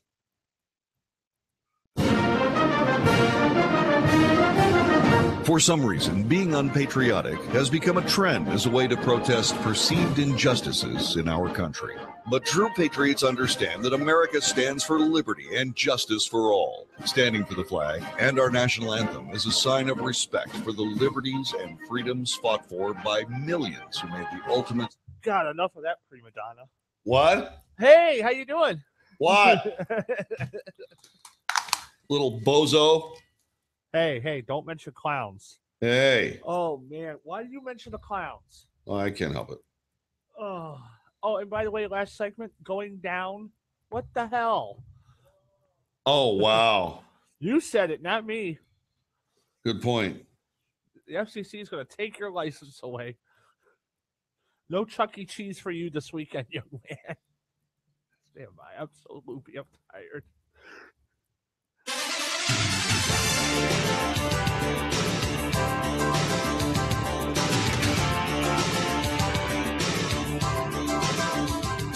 North to south, coast to coast, this is the Wells Report. My name is John David Wells. Thank you very much for joining us this Friday afternoon. 844-927-6691 is our telephone number.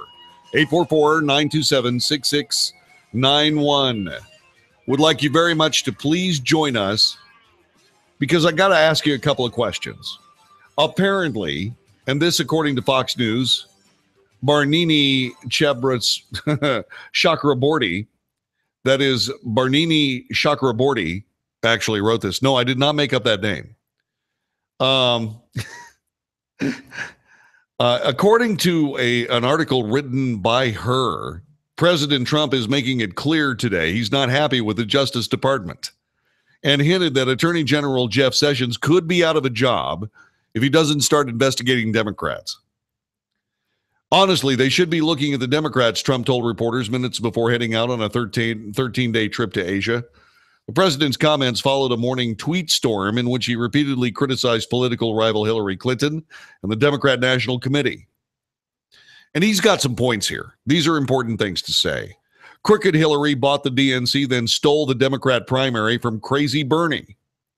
It's a real story. It's the real story on collusion. Correct.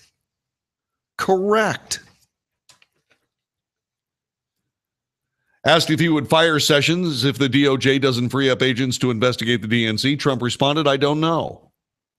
A lot of people are disappointed in the Justice Department, including me. Special counsel Robert Mueller is investigating allegations of Russian meddling in the 2016 election on Monday. That's earlier this week. Former Trump campaign chairman Paul Manafort and business associate Rick Gates were indicted on 12 counts, including conspiracy against the United States, conspiracy to launder money, unregistered agent of a foreign principal, false and misleading foreign agency registration statements, false statements, and 7 counts of failure to file reports of foreign banks and financial accounts. Really? Former campaign advisor George Papadopoulos pled guilty to lying about his dealings with Russians, reportedly offering dirt on Clinton. Yeah, Russians came to George Papadopoulos offering him dirt on Clinton. He said no, and then forgot to tell people that he said no, he wasn't going to participate in collusion with the Russians. And therefore he lied. Really? I mean, I understand why Donald Trump is upset. You know, this is the swamp he was talking about. And with I have deep respect for Jeff Sessions. I know the guy. I've said that he's been on my show several times. And I'm serious. He is a good man. But at his heart, at the very center of his mass, is a politician. And he doesn't want to drag these politicians in for all of the trouble that they have obviously volunteered to be in.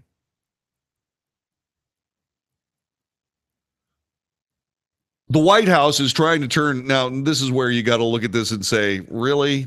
From a journalism standpoint, the White House has repeatedly sought to turn attention of the probe, which is looking into potential collusion between the Trump campaign and the Russian government, to Clinton and her campaign. They're not trying to deflect anything. They're saying that the real story lies elsewhere, and they are correct. The real story does lie elsewhere.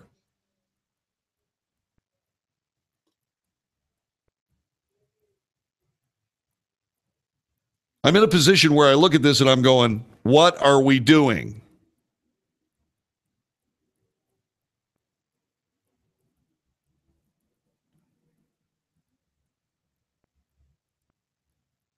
All right.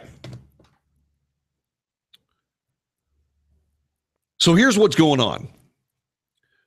The Trump administration says the American public deserves a federal investigation of Clinton and the DNC over a joint fundraising agreement they signed in August of 2015. This follows a publication of Politico of an excerpt of former acting DNC chair Donna Brazil's upcoming book. Brazil alleges she found proof the 2016 Democrat primary was rigged in Clinton's favor. Brazil writes that she believes no laws were violated, but a fundraising agreement looked unethical. But that doesn't do anything. What about Hillary's dealings with the Russians directly? What about the Uranium One deal? What about all that? Why is that not collusion with the Russian government? What's the story with this supposed Trump dossier? the DNC and the Clinton administration pay millions upon millions of dollars to get that dirt on Donald Trump. Was that dirt that they were trying to get on Donald Trump intended to sway the thinking surrounding the 2016 presidential election? Of course it was. So why isn't that collusion with the Russian government trying to influence the 2016 presidential election? Where is Jeff Sessions on this? Is it time for him to start looking into this stuff? And should he not do that? Should he lose his job? I have to say yes. I have to say yes. We cannot continue this mess. This is totally and completely dumb. I just got a funny note.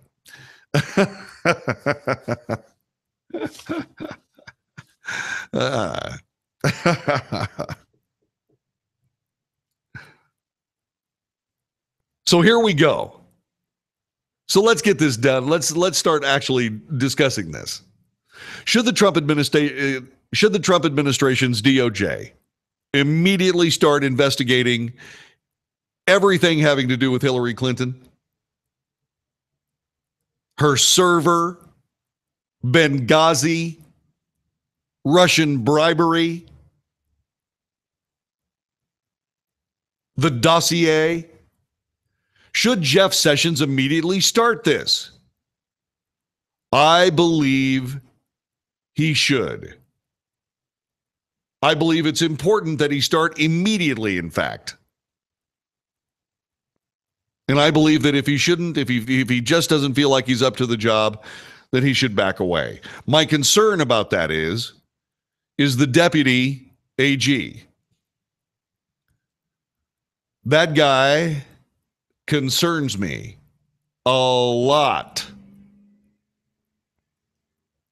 That guy really concerns me. Because I think that he is a deep state operative too. I think he's right there with James Comey. I think he's the author of a lot of this issue.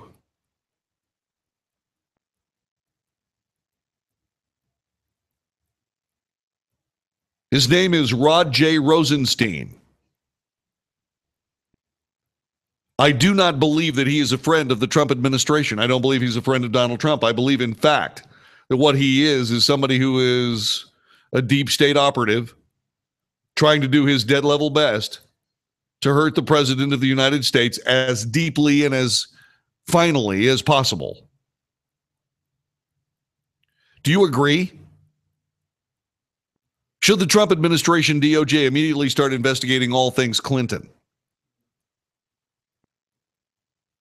They need to get back in the face of the FBI and find out just exactly what James Comey was doing. They need to definitively discuss what's been going on with Benghazi. And that sassy, smug smile while she was being talked to by the Government Oversight Committee. She had her hand in her face in her hand. You know, I am so bored. This is just so ridiculous. That's going to haunt her. That Benghazi mess was dereliction of duty. She got one of her ambassadors killed. The Uranium One deal was clearly one bribery deal too many for the Clinton Foundation.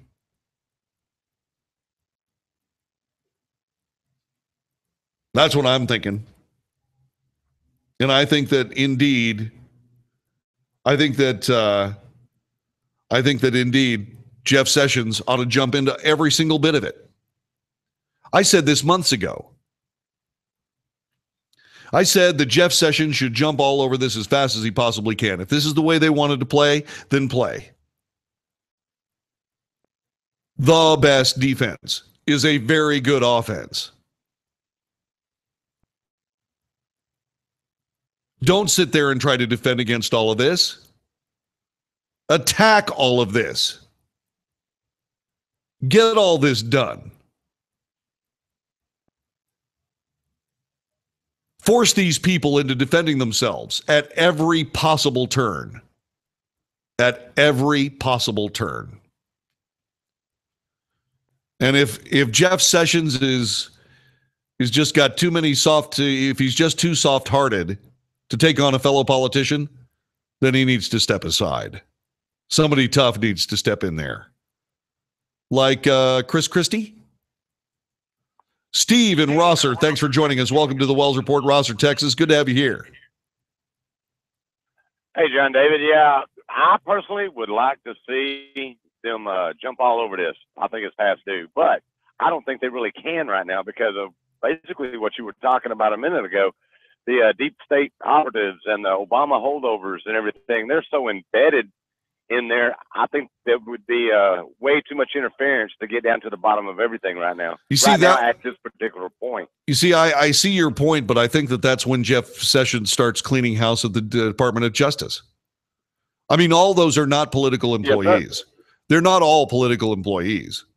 And there are plenty of people in the Department of Justice that are ready for a promotion.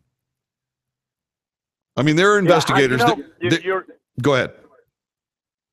You're absolutely right about that. And if Jeff Sessions doesn't have the heart and the will to do this, or for whatever reason, I'd like to see somebody hard-nosed like Trey Gowdy get in there. Now you're talking. Now you're talking. Yeah. Would Trey Gowdy make a great Attorney General of the United States? Yes, he would. Yes, he would. You know, and the thing that what Trey Gowdy would actually bring to it is I think that most Americans trust him, and most Americans trust his judgment. I believe indeed that most Americans would hear what Trey Gowdy had to say and say, you know, I hadn't looked at it that way. That might be a very good move. Now don't get me wrong. I'm not ready to give up on Jeff Sessions.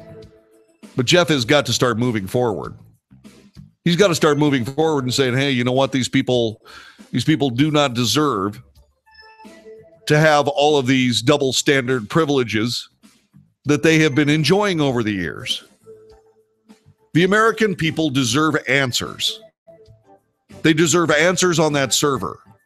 We got rid of a president for a particle of what Hillary Clinton did as Secretary of State with that server. We deserve to know what happened in Benghazi. We deserve to know what happened with this Russian bribery mess. You want to talk about Russian collusion? How about that? We deserve to find out more about this dossier and all the money spent on that. And I say, Jeff Sessions, you got to move. This is the Wells Report on the USA Radio Network.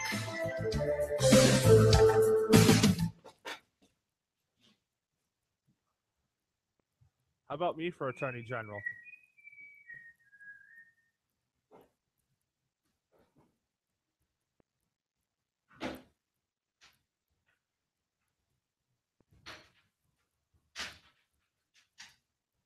I shot the sheriff, but I did not shoot the deputy.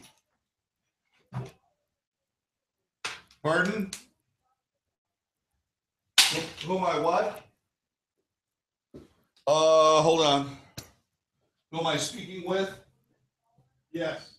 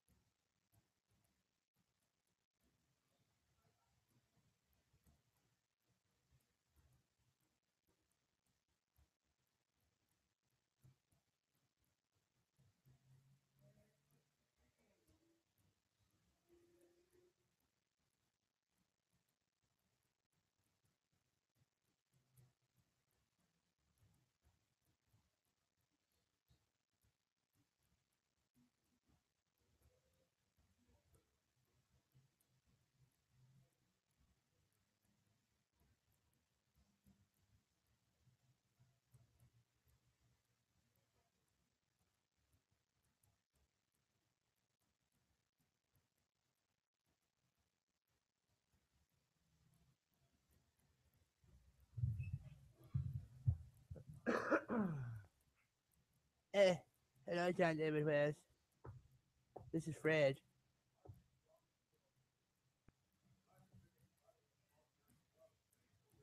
I'm going to tell him you said that as soon as he gets back on mic. I'm going to tell him you said, I'm going to be a big tattletale. JD, are you there? I got something to tell you. JD? Oh, I hear him whistling. You're dead. Mr. Wells, sir?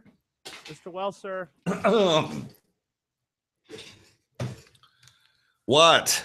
I don't mean to be a tattletale, but Dan Noe here just said you didn't have the courage to debate him yesterday. I did have the courage. I just didn't have the time.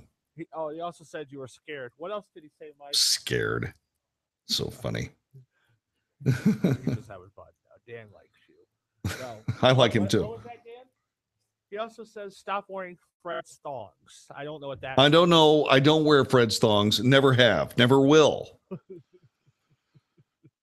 I wish I didn't say that too. I'm even cringing on that one. Whoa. Right into the light post head. Yow. Microphone. You do sound good today on the levels. Don't even sweat that. What, on the levels? Yep, you sound great. No. I'm working on. Here we go.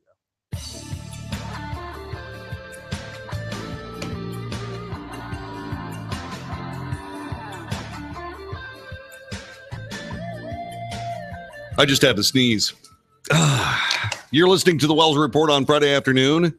I am interested in getting to the bottom of a lot of these stories that have been hanging out there because of political considerations. You know, there is another Gates involved in all of this. It's not Rick Gates, it's Robert Gates. Robert Gates was, for a time, the Secretary of Defense for President Obama. And I was talking to him on the air about it. He had written a brilliant book. It's like everything else he's ever done. It's, like his politics, don't like his politics, etc. It was not, by the way, my favorite interview because he would not answer my questions. He didn't have to, and so he didn't. But what ended up happening is that I asked at the end of all of it, I said, were you prepared, you, Robert Gates, to sanction the idea of a duality in the legal system in the United States?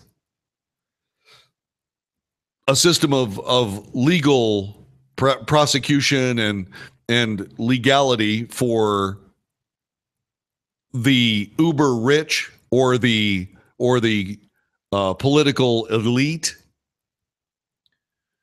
I mean, do we really want to have two different legal systems, one for the power elite and one for the rest of us? I asked. And he said, I don't believe that that's what we have. And I said, well, I brought up the submarine sailor who took pictures of his workstation in a classified space in a USS Virginia submarine. And I brought up Hillary Clinton, and I said, how can that not be duality? And he says, I don't see it that way. Oh, that's how he answered the question. Now, it's not his fault. Robert Gates has bigger fish to fry than whether or not some guy that he doesn't know in some city that he very rarely visits, what he has to say when it comes to questions along that line. But I wasn't trying to pin him down or make him feel bad or do any of that. What I was trying to do was I was trying to see if that is indeed what we were going to have from somebody who had been there, somebody who was actually dealing with it.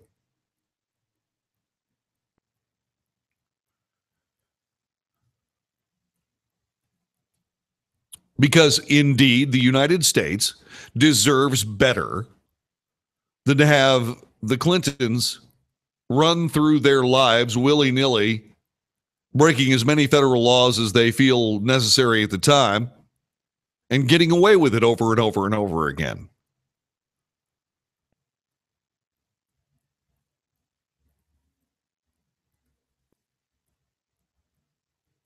I mean, think about all these people that are having to lose their jobs and so on for sexual misconduct from 30 and 20 and so many years ago.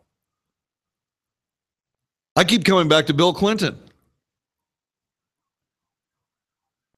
Why are these guys in trouble when Bill Clinton did more than just pat somebody on the fanny? Why is it that Bill Clinton gets a pass? Is it because he's Bill Clinton?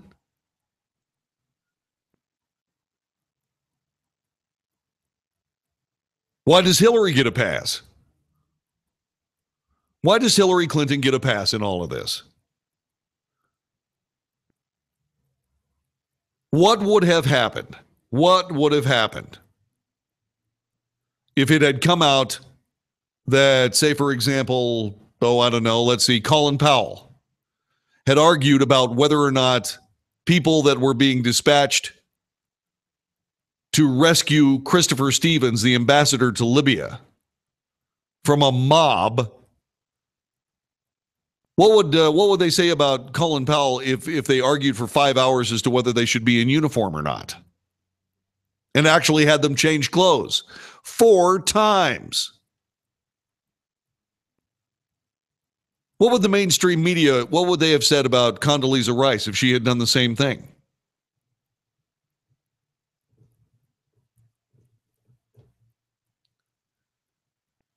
Telephone number is 844-927-6691. The American people deserve better from the Department of Justice than what they've gotten for the last 8 years. 9 years now. As much as I respect and even like Jeff Sessions, a true public servant, if he hasn't got the stomach for this, then he needs to step aside in favor of somebody who does. Trey Gowdy would be a superb pick. The question is, would he leave his congressional seat in South Carolina in order to be the Attorney General of the United States? Would we want to trade Congressman Gowdy for President Gowdy? Do we really want to do that? You're listening to the Wells Report. This is the USA Radio Network.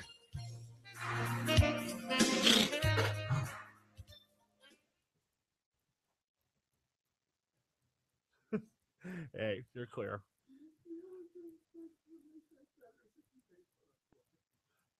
Nah. We don't make fun of Floyd anymore. You showed me.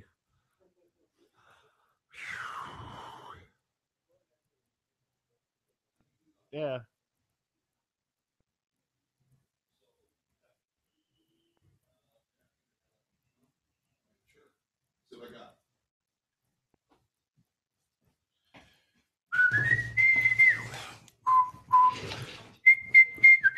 Hey, is this John David Wells? What? Hey, this is Rusty Humphreys. Oh, yeah. Why are you doing Angry White Man Radio? I'm not. Yes, you are. Hey, hold on. No, hold I'm on, not. No, hold I'm on. Welcome to Taco Bell. I'll be with you in a minute. So, Rusty here. Listen, you know what would make your show great if you had hot chicks on, even though it's radio. Who's that crying in the background? That's Dan. He's going berserk. He loves my Rusty impersonation. God. Dude. Hey, JD. Yeah, Hey, Rusty. I know you can't be a walking Adonis like me, and I know your body's not a weapon. But, you know what? I try to do the best I can with what I got to work with. Oh, boy. It's not my fault I have whale tits.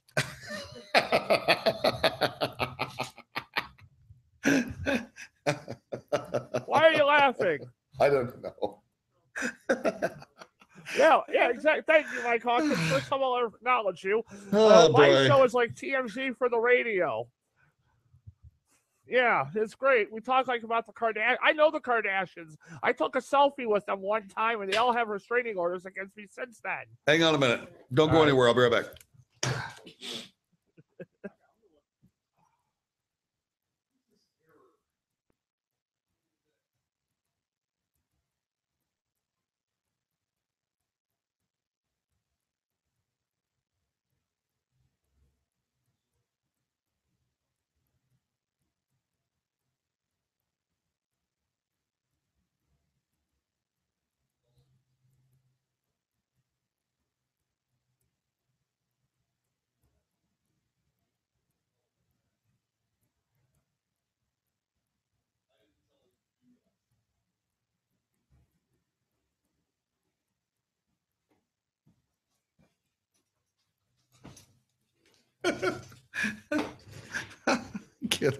I can't help it. What's so funny there, John David Wells? Did you see my rating? I can't help it if I have whale tits.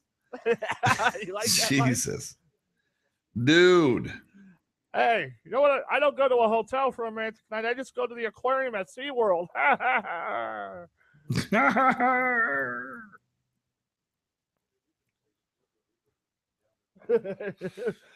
Hey, I also drive Uber, but the only problem is I'm so fat the car can't make left turns. Stop it, man.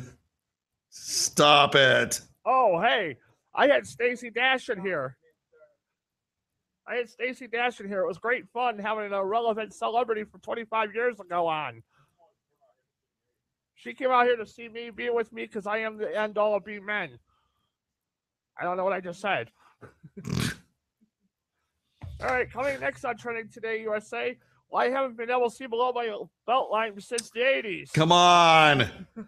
Stop it. I'm so fat, NASA can't orbit me. Dude. Right, Wells Dude. Report. Oops.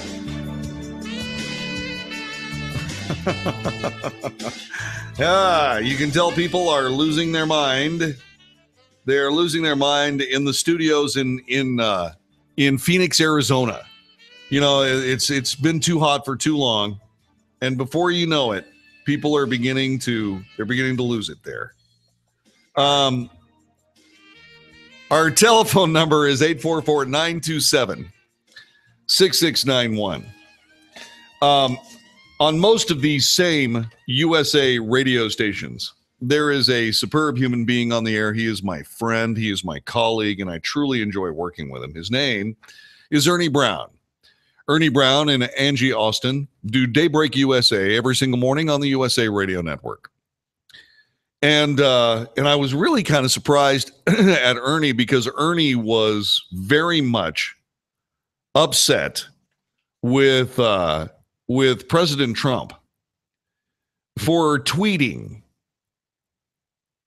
And I'm going, really? Tweeting? And I want to ask you what you think about that. 844-927-6691. 844-927-6691. I want to know what you think about the president's tweeting. I mean, really. Don't be swayed by anybody else. You see, I understand why the mainstream media is so upset with President Trump for tweeting. Because what the president has done has ruptured the long-standing monopoly on presidential communication with the people by virtue of the fact that he can come directly to us with Twitter. I don't have any problem with that president talking to us. I have zero problem with Donald Trump tweeting with the American people. People say it's beneath the dignity of the presidency. For crying out loud, it's beneath the dignity of the presidency to tweet. My God, it's so pedestrian. Oh, I'm so sorry, you terribly snooty, arrogant, smug swine that have taken the place of true public servants in Washington, D.C. All right? Because that's all that is. I don't know how many people use Twitter, but there are 30 million Americans. And I believe that most of us have a smartphone, and most of us certainly have access to Twitter. That means 100 million of us are probably conversing with each other right now. By the way, I do have a Twitter handle. It's at The Wells Report. At The Wells Report. All one word, all lowercase. Yes, I have 2,483 followers. I do. I'm happy about it. So by all means, jump on the tweet twain, especially with my name on it. The Wells Report, at The Wells Report. Give me a tweet. I already have plenty of twits around. I don't need another one, so just send me a tweet instead. All right, so here's what we got.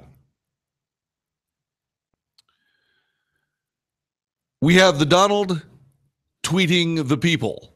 Are you okay with that? Do you believe that President Trump is hurting his own presidency by using Twitter to communicate with us? Here's what I believe. The mainstream media talks about how it's just beneath the dignity of the presidency for President Trump to be using Twitter to communicate, when I think it's absolutely charming and perfect. Suits the man, suits the mission as far as I'm concerned.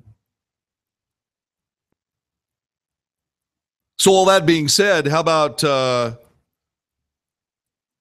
if we find ourselves looking at these people and going, I'm sorry, your snooty arrogance is showing. And oh, by the way, how come nobody said anything about the dignity of the presidency when President Clinton was defiling the carpet in his own office? Was that not beneath the dignity of the presidency or what? I mean, seriously.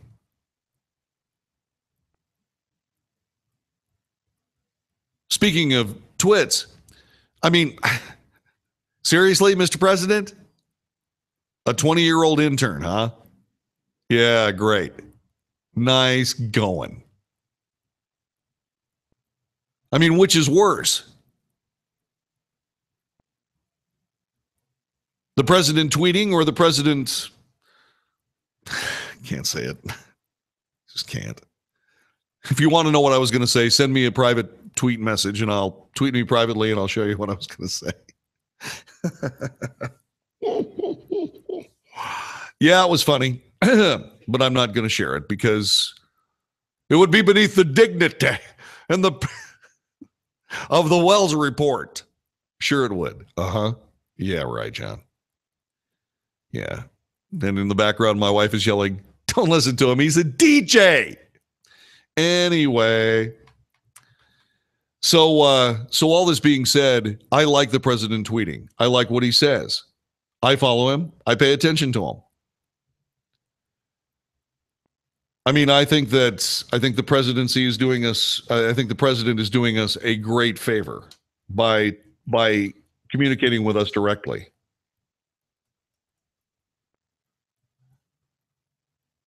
What do you think? Here's our telephone number, 844-927-6691. If he is indeed hurting himself,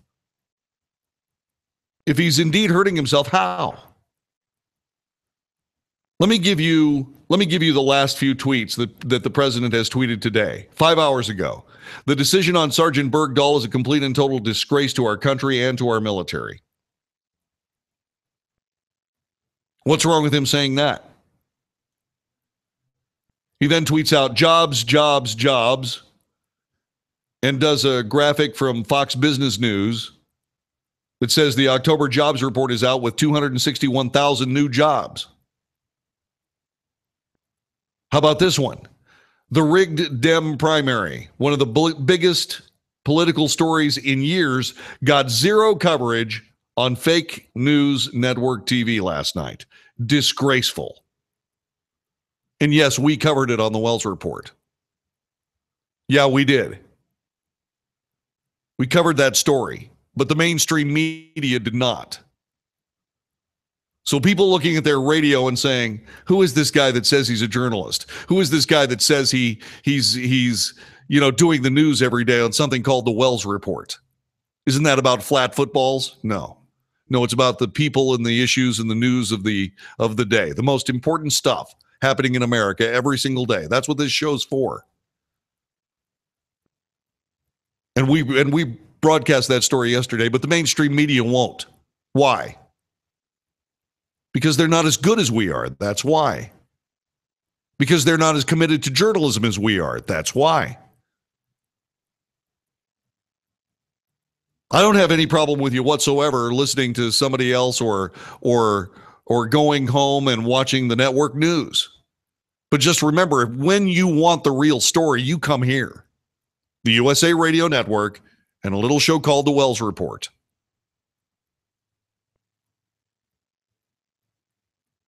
Because we'll have it for you. What else is the president tweeted? 7 hours ago, just took off for ceremony at Pearl Harbor. Will then be heading to Japan, South Korea, China, Vietnam, and the Philippines. Will never let you down. What's that called? That's called leadership. Donald Trump, also 7 hours ago. I always felt I would be running and winning against Bernie Sanders, not Crooked H. Without cheating, I was right.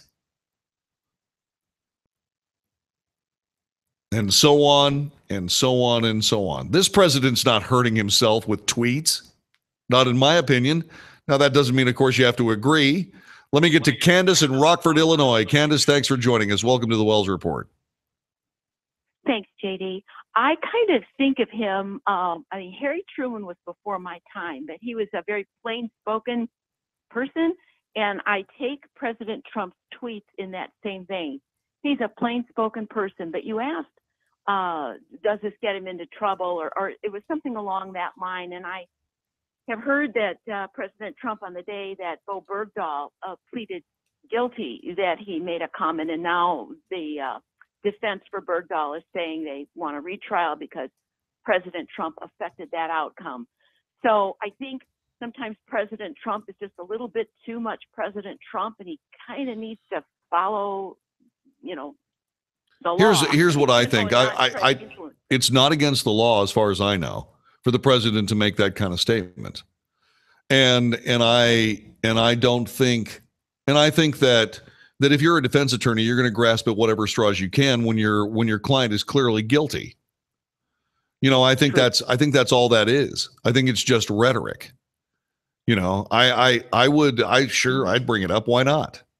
But when it comes right back down to it, wouldn't you rather have somebody that would actually hit Twitter and say what's on his mind than to sit back and wait for the pasteurized, processed cheese food of the typical presidential statement?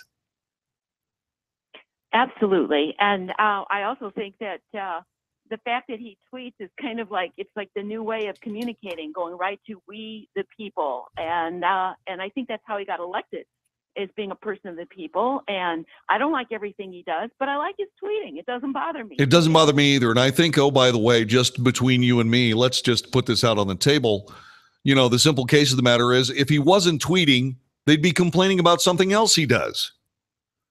He ties his ties too long.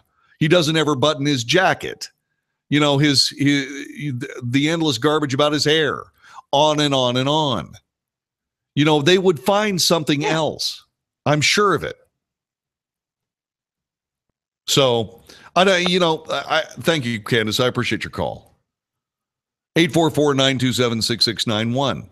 You don't want the typical processed cheese food that you get from a presidential press release every day. You don't. You just don't.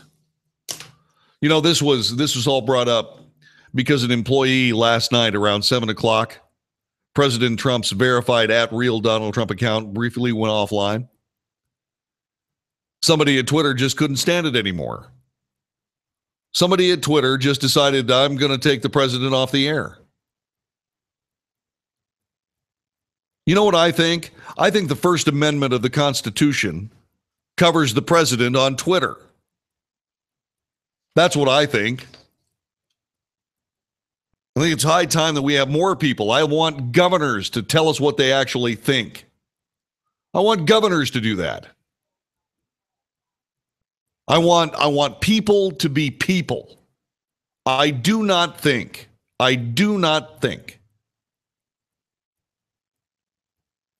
that it's ever a bad idea to have somebody actually talking with you. That's what I believe.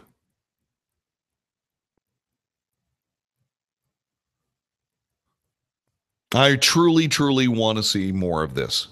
I truly want to see more American politicians. I want to see more American politicians communicating directly with us.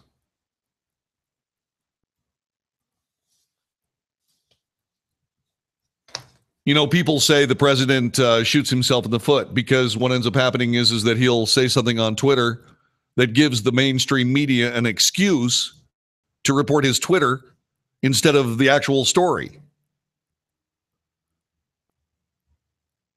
And I say once again, that's completely bogus.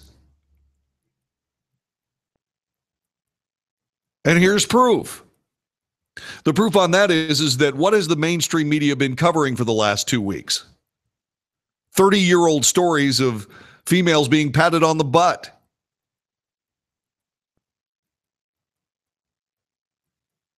Now, don't get me wrong. I'm not putting it down as nothing. I mean, the ones that got patted on the butt and got all upset and so on and so forth, and 30 years later want to ruin somebody's reputation. Yeah, I'm in their face. The sports trainer who fought like cats and dogs to get into a men's locker room and then gets upset because she sees men's genitalia. Really? You were intimidated. Oh my God. Oh. Uh-huh. Maybe you shouldn't work so hard to be a member of the training staff of the University of Tennessee Volunteers. Maybe you shouldn't work so hard to be there. You know, the people that were actually attacked, that's a different story. What I'm trying to figure out there is I'm trying to figure out why it is that they waited so long before they said something.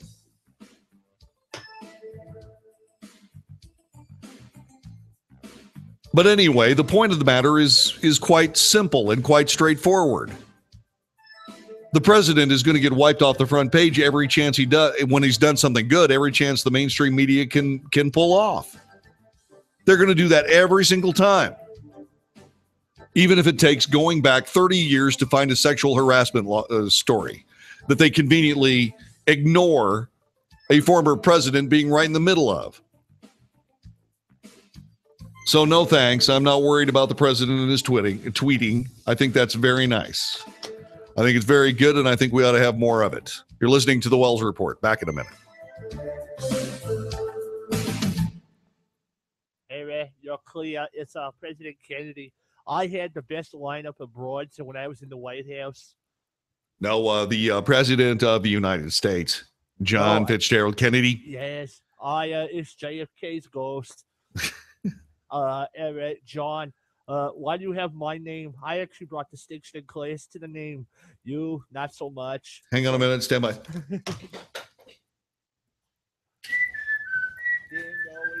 driving the president crazy with that lollipop.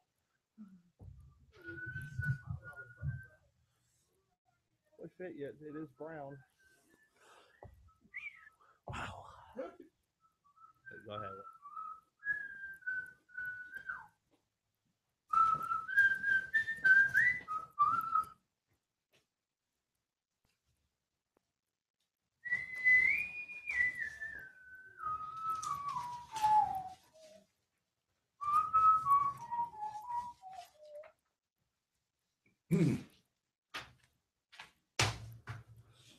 So Dan's in here harassing me again.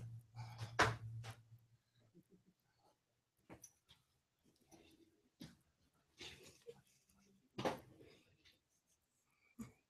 gonna get him to bust up. Hey JD. JD. He's ignoring me. He's keeping those headphones off.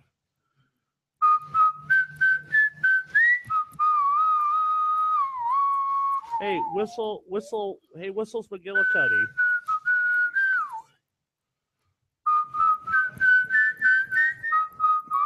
Not giving reverb purposely.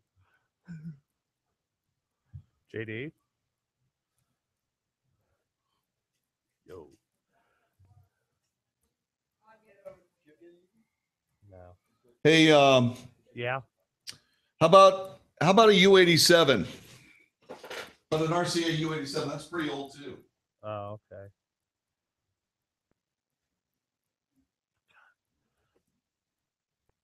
Try and AKG microphone. AKG mic. That's the one he wants right there.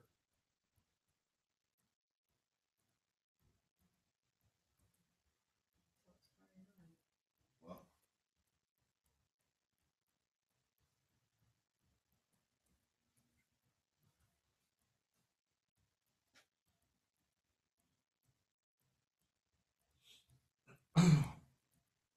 JD. He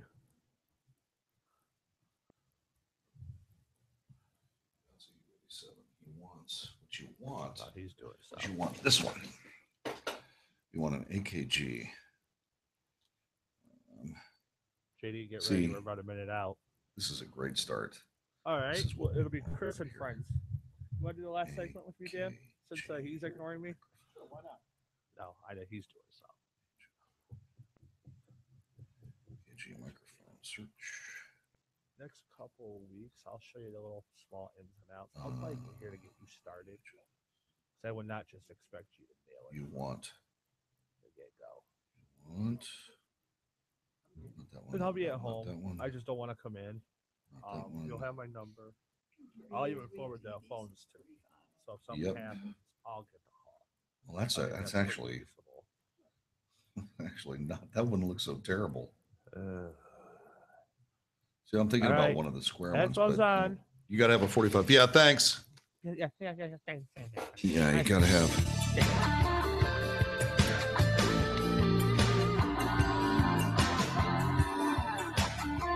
You are listening to the Wells Reports. My name is John David Wells. How are you?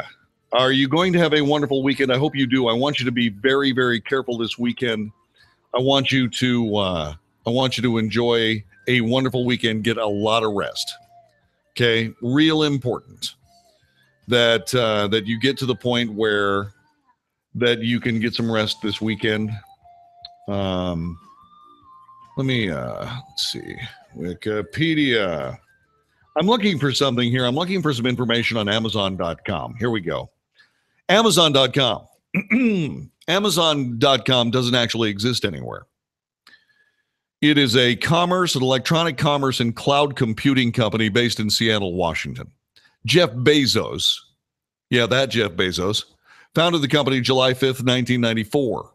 He is the richest man in the world. Amazon surpassed Walmart as the most valuable retailer in the United States in 2015. Amazon is amazing. It's just incredible. It doesn't have stores. It has a mail order. It doesn't even use mail order. What it does is it uses the internet. You make an order on Amazon. They send you what you order. And there you go. It's truly amazing. But they weren't the first. They weren't the first to do that. Do you know who was the first to do that?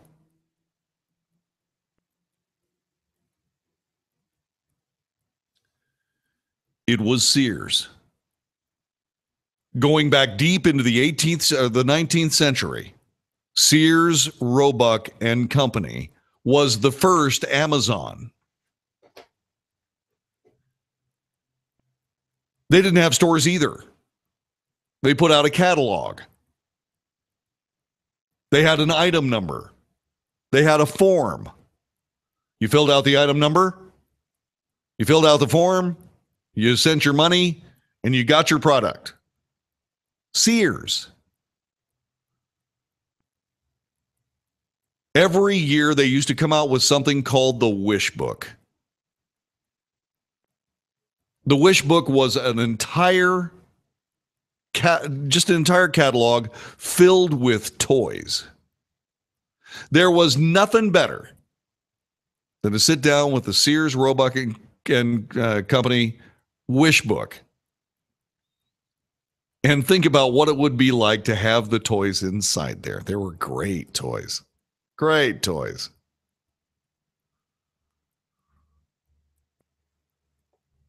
But what happened? What happened to Sears? They used to be America's greatest retailer. They had stores all over everywhere. Sears Tower in Chicago. But what happened? I think they started believing their press clippings.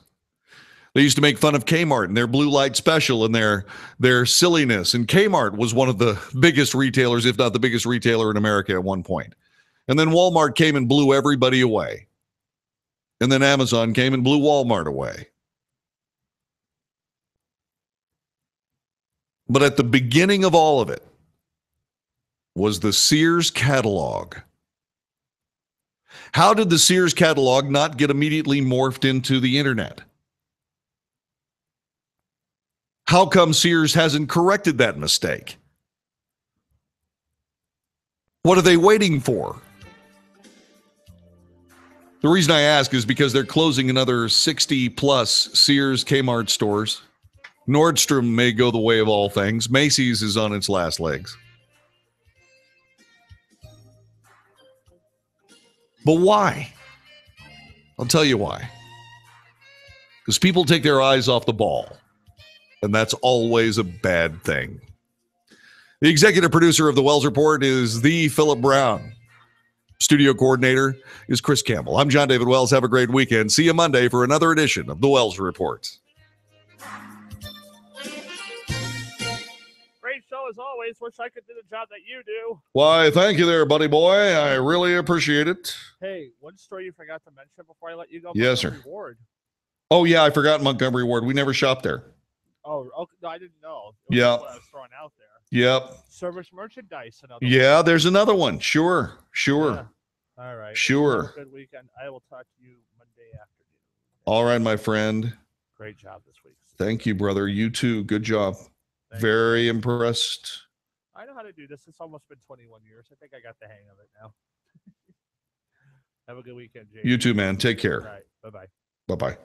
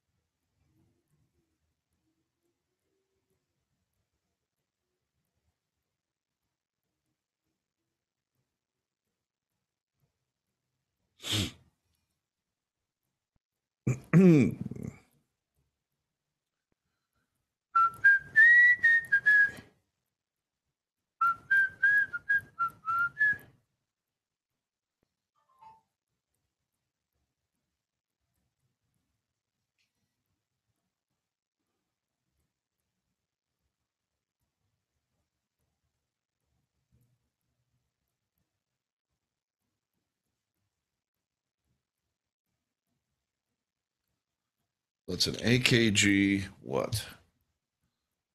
P220. P220. Nope. 20. the mic we actually use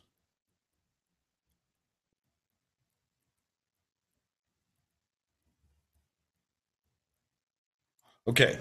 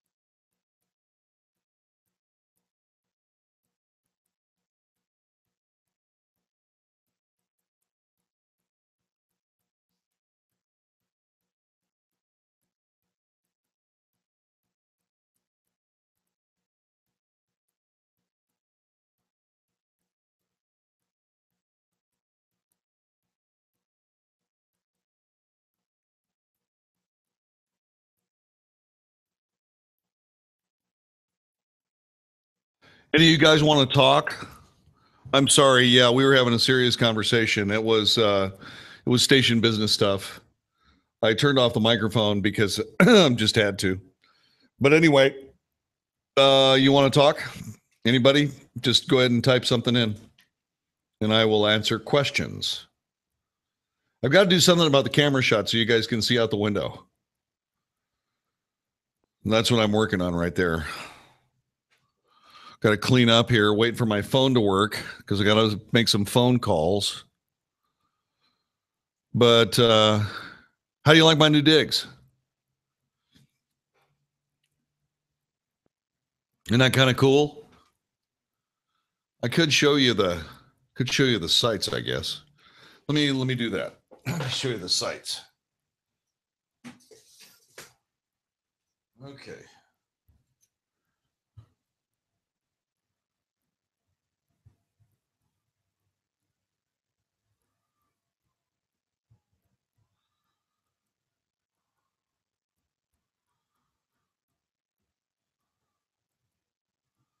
That's out my back window.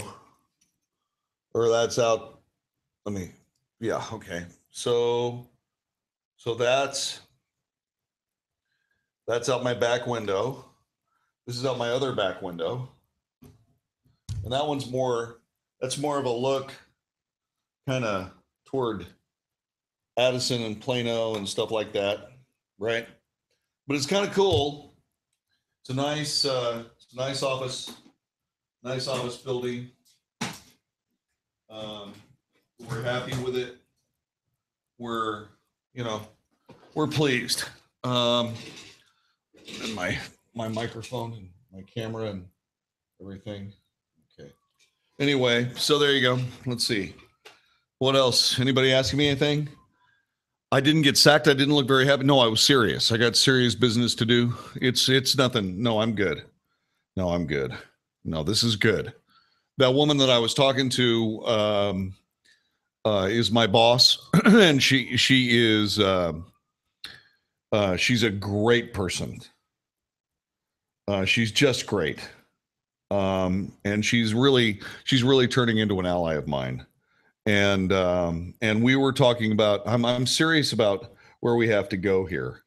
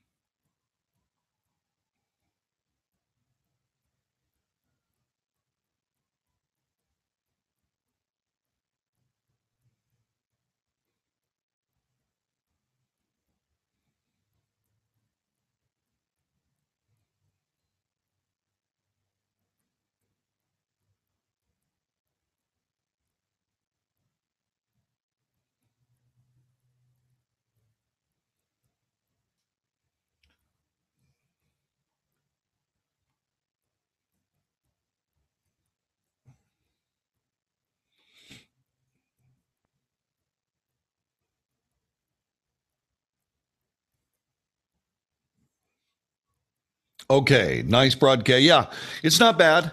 I got all the chairs back here. Because we just got extra chairs. We still haven't got everything set up the way we want to. It is a nice broadcast studio.